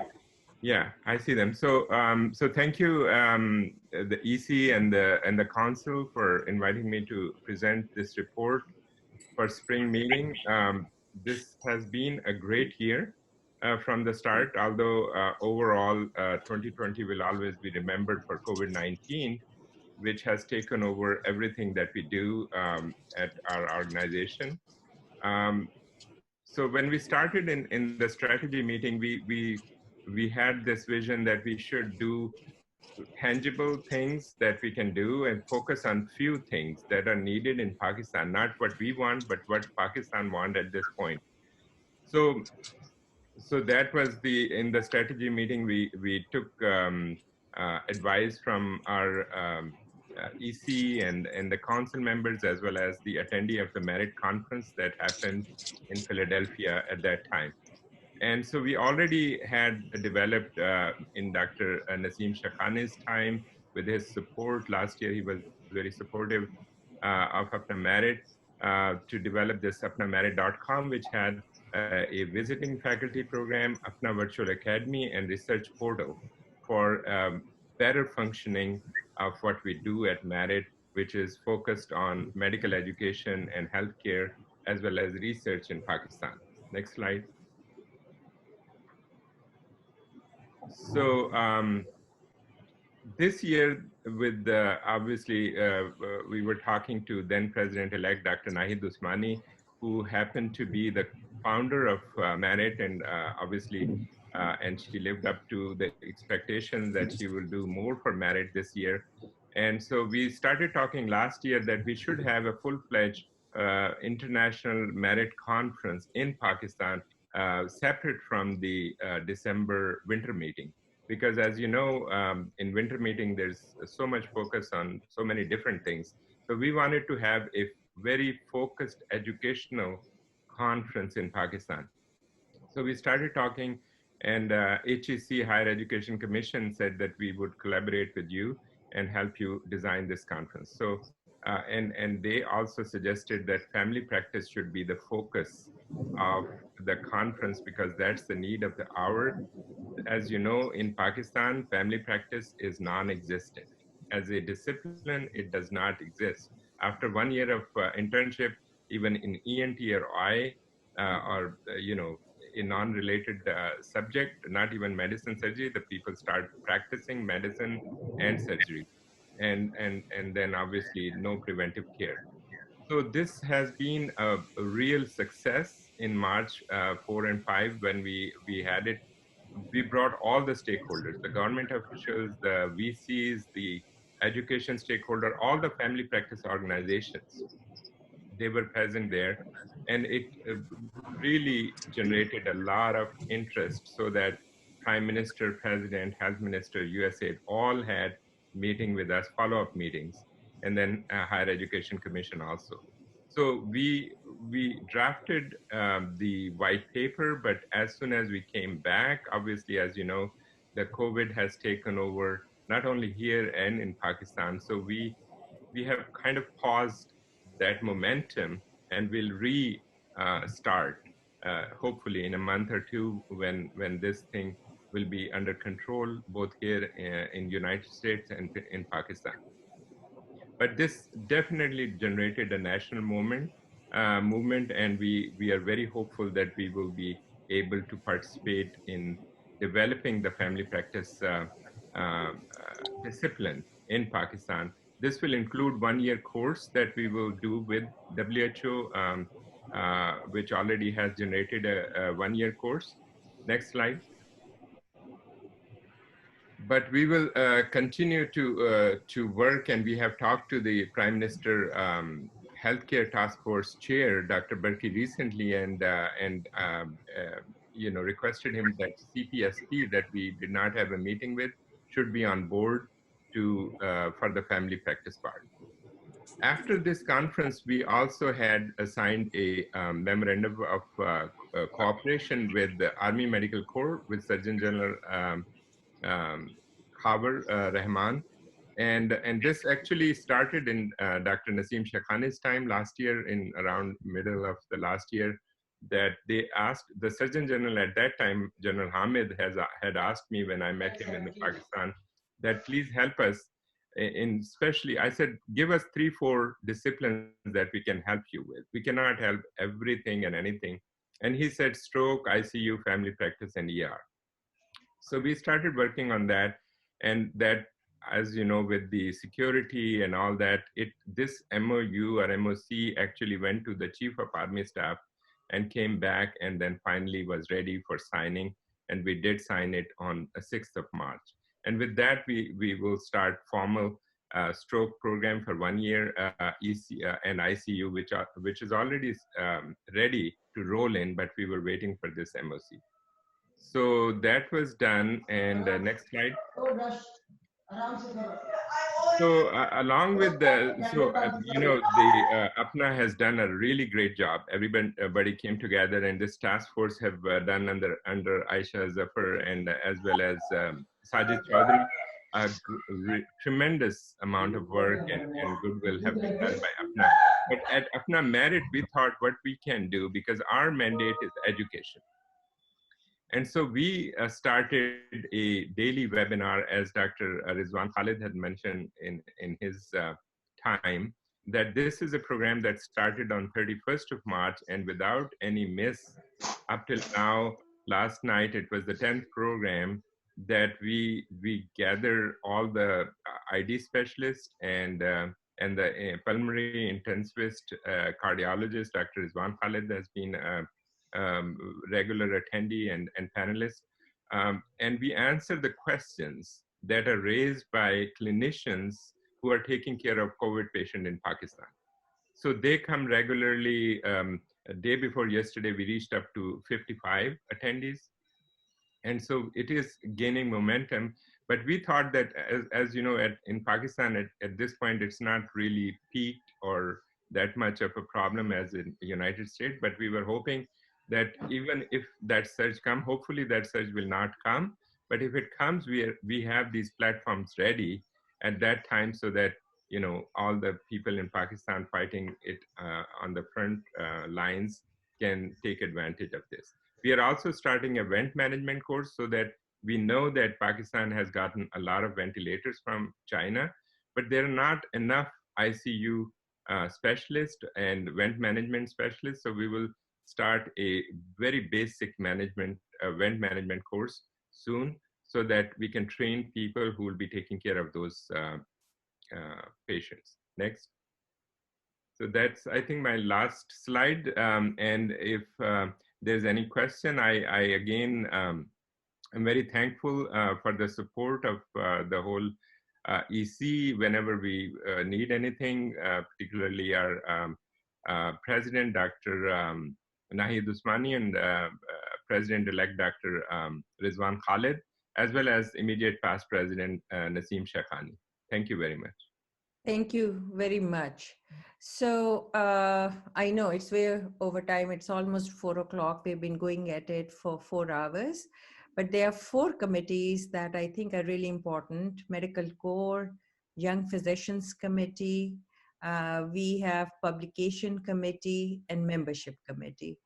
If the council can bear another 15 minutes, if people can briefly present these, and I think it's unique that because of this ability to have a video meeting, a lot more reports and a lot more attendance on a council meeting is seen this time.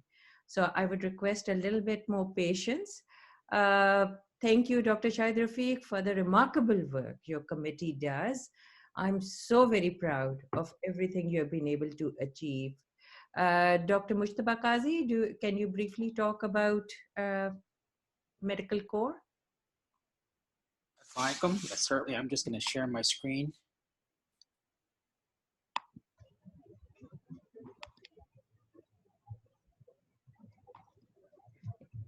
Just 2 minutes, please.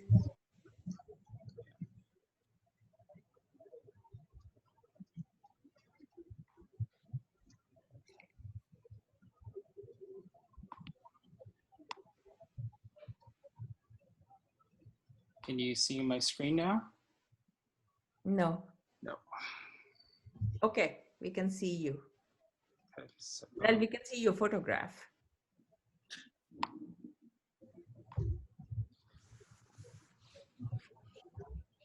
I don't know if you can see my screen, but for the sake of brevity, I'll get started. On behalf of our 16 committee members and our senior members, Dr. Mubashir Rana and Dr. Baba Rao, I'd like to give a report for the APPNA Medical Corps. And our mission is the deployment of health professionals and globally during both times of peace and disaster.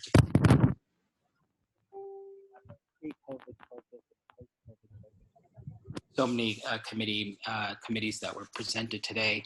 In January of this year, we had the 7th mission trip to Coban, Guatemala, in collaboration with the California Rotary Club, and a team of 7 volunteers screened 700 patients with medical exams, vision screenings, medications, and referred patients to local hospitals as well.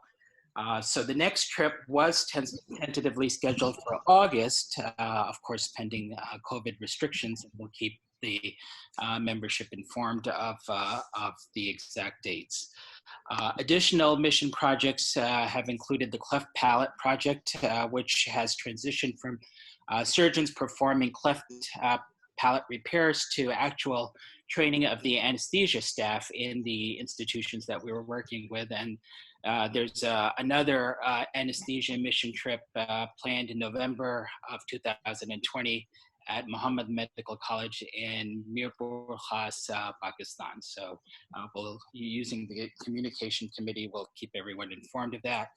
I think this is a period of developing relationships and developing institutions and networks. And so we're proud to collaborate with the Indus Hospital Network and MedGlobal, which is has been founded by physicians to sustain humanitarian medical care worldwide. And there was an MOU signed between APPNA and MedGlobal to facilitate training in Pakistan. And that can be from various medical subjects, but also something as important as empathy training for both the physician and ancillary hospital staff. So additional Indus and MedGlobal missions are in 2020 are pending given the COVID pandemic. In the US, we've had a relationship with ICNA Relief where we've supported 248 health fairs in 2019 that served over 9,000 patients throughout the US in various cities. Those health fairs, of course, have been put on hold, but that relationship with the ICNA Relief has now transitioned with the coronavirus task force to supporting the ICNA pantries that are providing food and care kits to our needy patients in the U.S. So with respect to COVID-19, the main transition for our committee has been to shift to telemedicine, and the president and our president-elect and the task force members and our committee have been working with a group in the UK that support a portal for direct patient to physician contact and triage. Where there's a telephone number and an online site, www.doctors247.online, where patients who think that they are at risk or have symptoms of COVID-19 get triaged by a doctor, and those have been based in the UK, in the Middle East, and now we're going to start using our resources through APPNA. And Dr. Rizwan Khalid had the excellent idea of utilizing or recruiting physicians who are in the process of taking their exams and applying to residency, and training them to be our volunteers and take 2 to 4 hour slots at various times during the day to triage potential COVID-19 patients. And there's a series of questions that they then review with the patients to decide whether they should self-isolate or get testing, or transition to hospital care. And the advantage of that is now you don't have a rush of these patients to the institutions and hospitals in Pakistan. They can be triaged appropriately beforehand. And similarly, we're developing a portal or utilizing the same resources for portals for direct physician to physician consultation, not just through a webinar, but where, again, our doctors, our critical care and intensivists and medical physicians can be available online through a portal and set up an appointment with physicians who are managing vent patients and ask these questions directly at the time of need, 24 hours a day, rather than just through a webinar. So for any additional information, or if you would like to volunteer for these activities, you can contact the committee members or Lauren at projects@appna.org. Thank you. Thank you very much, Dr. Kazi. I would like to invite Dr. This is Arshad. Can I just make one short comment, please? Yes, we're trying to go through this, Arshad. Yeah, well, it's important because Mubashir looks like a distracted driver.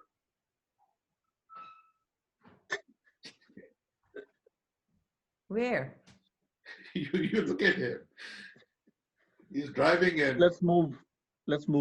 Okay. No, Dr. Taimur Khan, Young Physicians Committee. Chota. Is Dr. Taimur Khan here? No. Okay, let's move to Publication Committee, Dr. Muhammad Haseeb. Dr. Haseeb, 2 minutes.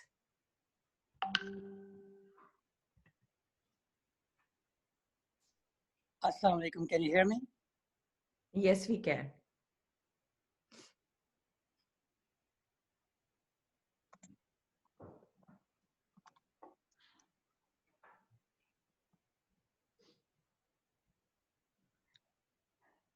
Dr. Haseeb, so your slides, Lake, can you share his slides?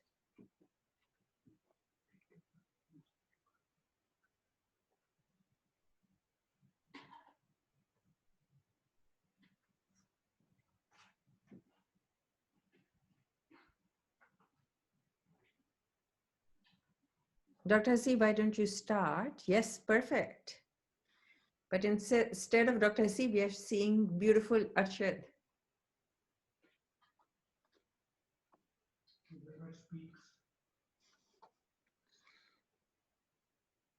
Yeah, I hear my name. Yes, Arshad Rihan. Yeah. You spoke the last, so your photo is there. No, we can see the slide. We can see Okay. it. We can see We can see the slides. Okay, Dr. C, please start. Hello, Assalamu alaikum. Yes, please go ahead. This is Hasib. Can you hear me? Yeah. Okay, thank you very much. I'll be very brief. On behalf of the committee, I want to thank the executive committee for giving us the job.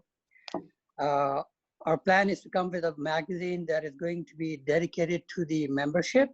That includes all the physicians that are members and also any physician of Pakistani descent. We plan to come up with a signature edition that will have information both for the membership and also for the non-physicians. So there are going to be two sections in the magazine. One section we would like to dedicate to let everybody know what APPNA does. Log puchte hain ki APPNA karti kya hai. So there'll be a grid diagram that will be showing the main projects of APPNA, which is the merit projects, the support of young physicians, the education, the advocacy, the scholarship program, and all the charity programs. The main section is going to be basically honoring the brightest and the bravest in APPNA. And this will be dedicated to honor the physicians of Pakistani descent who have excelled in academia and those who have served Pakistan and APPNA in an unparalleled fashion. So next slide, please. So we will recognize individuals who have excelled in the following areas. Number one is academia. Those who are in full-time academics, those who are in leadership position. So the leadership position actually pertains to those who are in full-time academics, and then those who have contributed significantly in philanthropy and charitable projects. Next slide, please.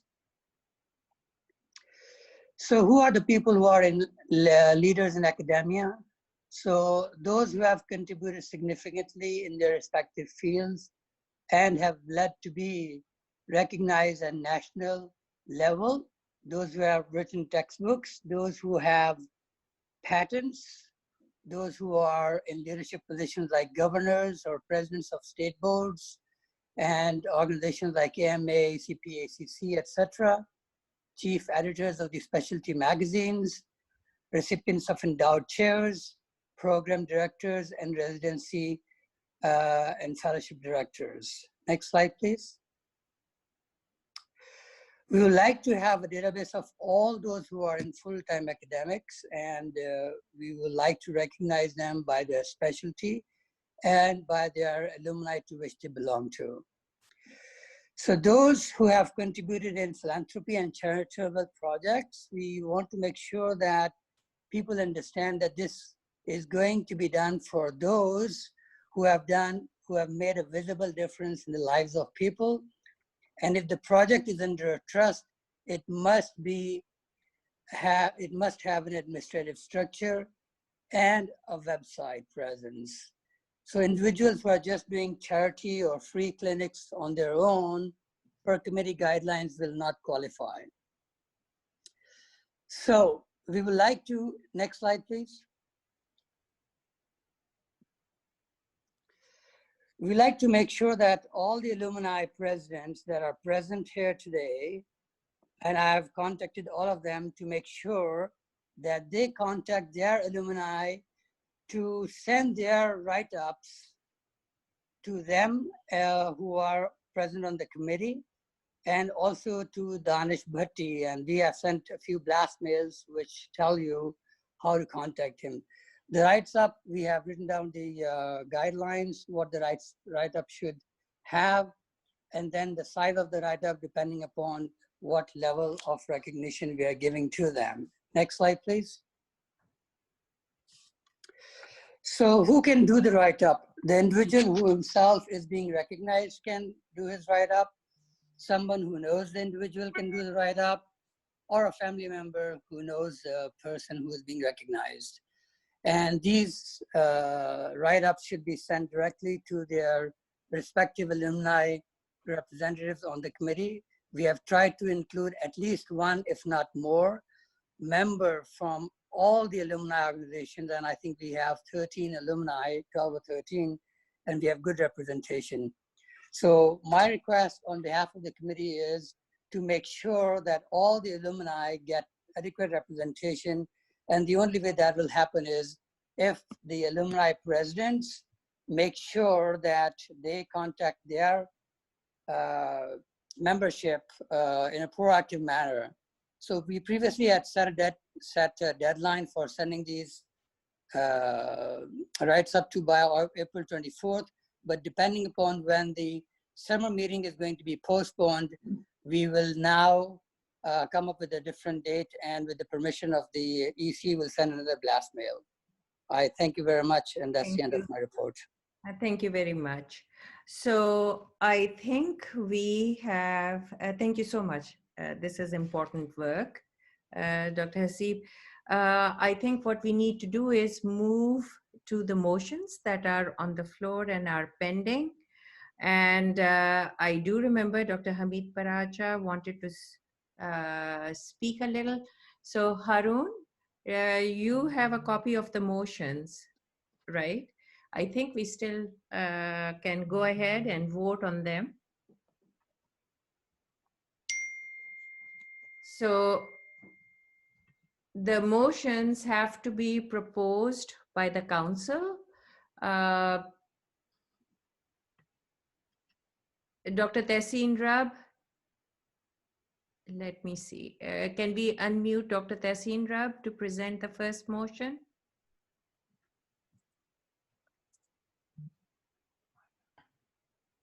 Please, Okay. can I make the motion, please? Yes. I think the committee is doing a good job, and I would like to pass a motion or ask for the motion.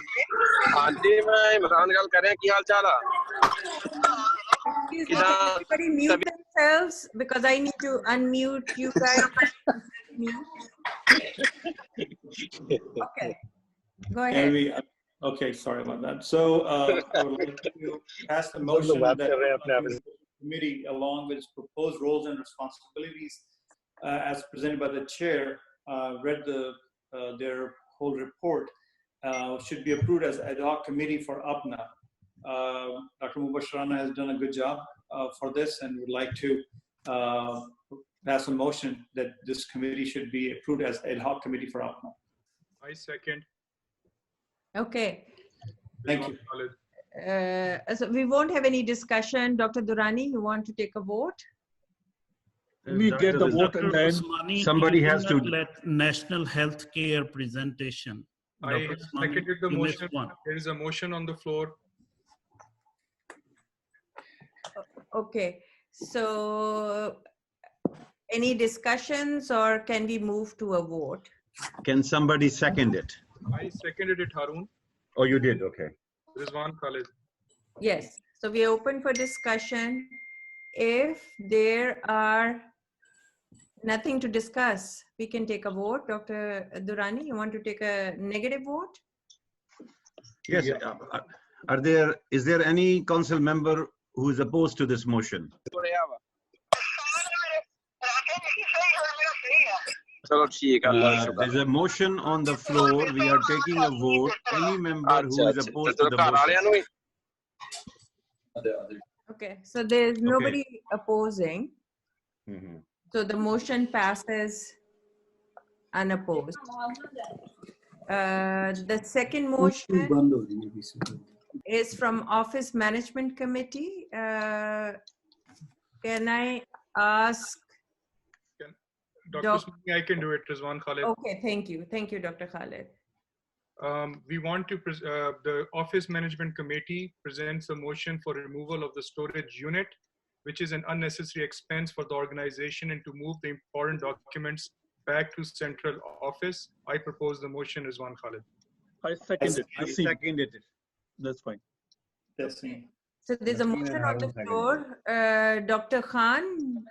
Yes, I just want to qualify this motion because there are statutory 8 requirements to keep essential records physically at the office. So think we should get an opinion from an attorney expert in this matter, that what kind of necessary records have to be physically kept and for how long before we remove them, because we could violate statutory requirements. This is Naseem. Can I say something? Yes, Dr. Shekhani, go ahead. I just wanted to say that we can pass this motion pending getting an opinion. Also, Dr. Usmani, it has it in the motion that important documents will be back in the central office. We are not going to destroy important documents. It's already in the motion. Any other discussions? Motion to amend. Motion, go ahead. For the documents that are deemed unnecessary, can we digitize those? A motion to make the motion so that we can digitize them and actually just have them scanned into a hard drive. So it's going to take a lot of money in payroll and effort for digitizing documents that have been there that we have not accessed for good 12 years. The kind of documents that are there are registrations for meetings, etc. And we are going to keep the other relevant documents. Nahid, can I say something? Yes, please go ahead, Dr. Rani. I think the documents which we want to preserve is a good idea that we digitize them. Those are the membership data as well as any historical document. Most of the documents are meeting registrations from years back, and we will never be needing them, will not be able to go back to them. And those are not like 5, 10, 20 boxes. These are hundreds and hundreds of boxes. So digitizing those hundreds and hundreds of boxes, I don't think it's humanly possible. So I think the motion has a built-in caveat that all the important necessary documents will be kept, and maybe we can add that they should be digitized, and rest of the documents which are not needed, unnecessary documents, should be destroyed. I agree. Okay. So, shall we take vote? I agree with Dr. Shekhani that we should table this motion for now until we get some expert, especially an expert legal opinion, so we don't get into another legal mess, or a statutory violation issue. So for now, I propose that we should table this motion. Dr. Khan, what I think is anything that has legal implications, we should hold. Nothing is being destroyed without it being reviewed by the Office Management Committee and the Executive Committee. And we will bring back all the boxes that have important documents into the Central APPNA office. Up till now, since we, every 10 years, we are paying $30,000 for storage of this. So $30,000. And if we don't do anything, we will be paying for another 10 years, another $30,000. And that is needless expense. What we are saying is, let's get rid of the storage unit, review the contents, and what is pertinent, we save it and bring it to the office, digitize it if it's necessary, or keep the originals if they are necessary. We have a big office, we have a storage space there, but we don't have like a large, this is a very large storage unit that is packed to the rim with stuff that has not been looked at for 10 years. I agree. Okay, let's vote. Dr. Sanaullah? Yes, I think we need to work a little more on this before we vote. To be honest, I don't know what's necessary, what is not. So let's Office Management Committee to work a little more. And this is not, I don't know what I'm voting for. I don't know what are important documents. So let them work on the details. And I think this is not something that we should be voting, that I don't know what is important and what is not. So let them work, and we can always do this later on, So we are not asking you to categorize the important documents. Dr. Harun Durrani, Dr. Rizwan, Dr. Arshad Rehan, myself, Dr. Naseem Shekhani, we will be the one making determination as elected board of directors as to what the important documents are going to be. It's not under council's purview to make the determination what is important, not important. What we can give you assurance is that nothing important is going to be destroyed, and we will have unanimity in our decision making.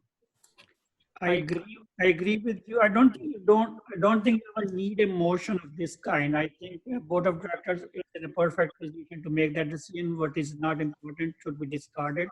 So let's move on. Motion is not even necessary. So motion is on the floor. I think you can vote for or against it, or abstain as you think is appropriate. So Harun, you want to take a vote?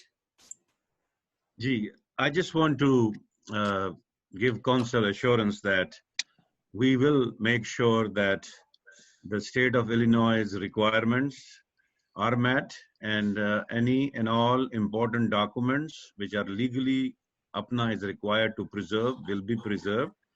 This motion is only regarding getting rid of the documents which we do not need or are not required legally or for any other purposes. They have been there for over 12 years, and we are paying a substantial amount of money in renting that room. So all the important documents will be identified, will be brought to the APPNA office, and we will try to digitize them. The only documents which will be destroyed are the ones which are not needed for any of the above reasons which we mentioned. So having said that, any nays? Can you unmute Nahid, everyone? Everybody is unmuted. Everyone is unmuted. Anyone who is opposed to the motion? Going one, going two, going three. The motion is adopted. Okay. So there are certain committees that we wanted to present. We have not had any discussion on scholarship committee, on National Healthcare Day, International Committee, Young Professional Network, etc. But because it's already, I promised 4:15, we are at 4:22. I apologize to all the wonderful chairs who made effort and have attended this long meeting. All your presentations you can send to Dr. Harun Durrani and Nicholas Sa. We'll make it available to the council, and we'll keep it for the record. What I would like to request Dr. Hamid Paracha. He requested 60 seconds to talk, and then we will adjourn the meeting. Well, thank you, Dr. Nahid Usmani, for giving me the time. Definitely, I will not take longer time. First of all, I really thank to all the council members who have put their trust and elected me as a member of the Board of Trustees. I thank you for all of them. I have a couple of, rather two questions. One is that the advocacy committee, and we are trying to get almost or close to 200 physicians from Pakistan each year, and we do help them getting them the visa. We feel very proud of it. But is there any way we can have a contract with them that they will go back to Pakistan after they finish their residency and spend few years or couple of years and then come back, or they stay there once they get completed the residency? I mean, we feel very proud of ourselves as an APPNA member, but on the other hand, we are draining all the physicians. Pakistan spend money, I mean, me included, and all of us sitting here. We practically were educated free. I mean, if I remember, I paid $220 for my first profession fee. So, but now the time has passed. But now, is there any way we can look, all the council member, executive committee, they should also look into that one and find out the way then these people who are coming here, they should go back at least for a few years and then come back, or they should go back permanently, so then at least we will not drain the wealth of Pakistan. That is one thing. And I think this is something we should think seriously. Second question is that I have to you and all the EC members that what are we doing for the lawsuit until new bylaws are made and implemented? When we look into the behavior of the few peoples who are not letting these lawsuits go away, they keep on coming back and forth, back and again and again. And I mean, this is the example of these people, how much hatred and how much hatred and the animosity they have. So, but then I just want to know if is there any way the interim bylaws for this to stop the new lawsuit coming by the cable committee can have some something in quick fix so that nobody will come forward to do these types of the thing. Thank you. Thank you, Dr. Paracha. Dr. Osmani, I had a question that I was reserving from the cable committee, if I could ask. Yes, please, go ahead. Okay.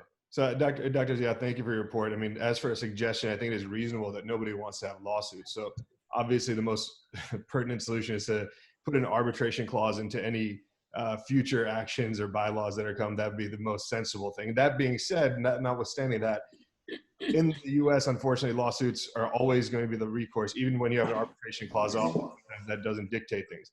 And I have a question that's more relevant for Dr. Rahman, but there's much talk of modifying the cable to one that works and obtaining legal counsel to review this cable. But was legal counsel obtained prior to dismissing the Bari lawsuit? Second of all, most constitutions, contracts, and legal documents, and I say this because I have a JD and I'm technically a lawyer, most documents have a principle of severability, whereby if one part of the document is not applicable by law, the rest of the agreement will stand.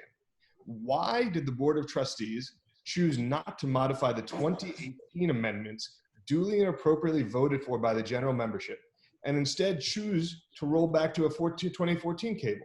The 2014 cable has numerous contradictions as well. If you were to not apply the doctrine of severability, the entire document would be null and void. You could go back all the way. So the choice of a 2014 constitution is arbitrary and possibly dangerous because it sets a bad precedent. By not choosing to work with the 2018 constitution and by saying that that was not severable and modifiable, you've opened yourself up to litigation for all prior iterations of all constitutions and bylaws, as you're implying that no constitution that has ever been passed by APPNA is severable. And so I'm wondering who provided the legal advice to do so, because no sound lawyer would actually do that, and on what legal basis we've been standing on to do that. So, thank you for your question, Osman. Nahid, can I say something? I think Nahid has left. No, Nahid is there. Muted. So I think we are done almost. Nahid, I just wanted to inform the council that this was one of the most attending council meeting, I would say, in the history of the APPNA. So there were 45 council members present out of total of 53. I don't think it has happened before. So really want to thank all the council members for coming and joining. And this was, I think, a first experience, but I must say that this was a successful appearance. This is Naseem. Can yes, Naseem, please go ahead. Yeah, can we pass a motion to adjourn the meeting? No, I need to give my thanks, please. Okay, sure. Yeah. So thank you, Dr. Naseem. None of us have eaten or gone to the bathroom. We all realize that. Nahid, can I borrow 30 seconds? No. Just 30 seconds.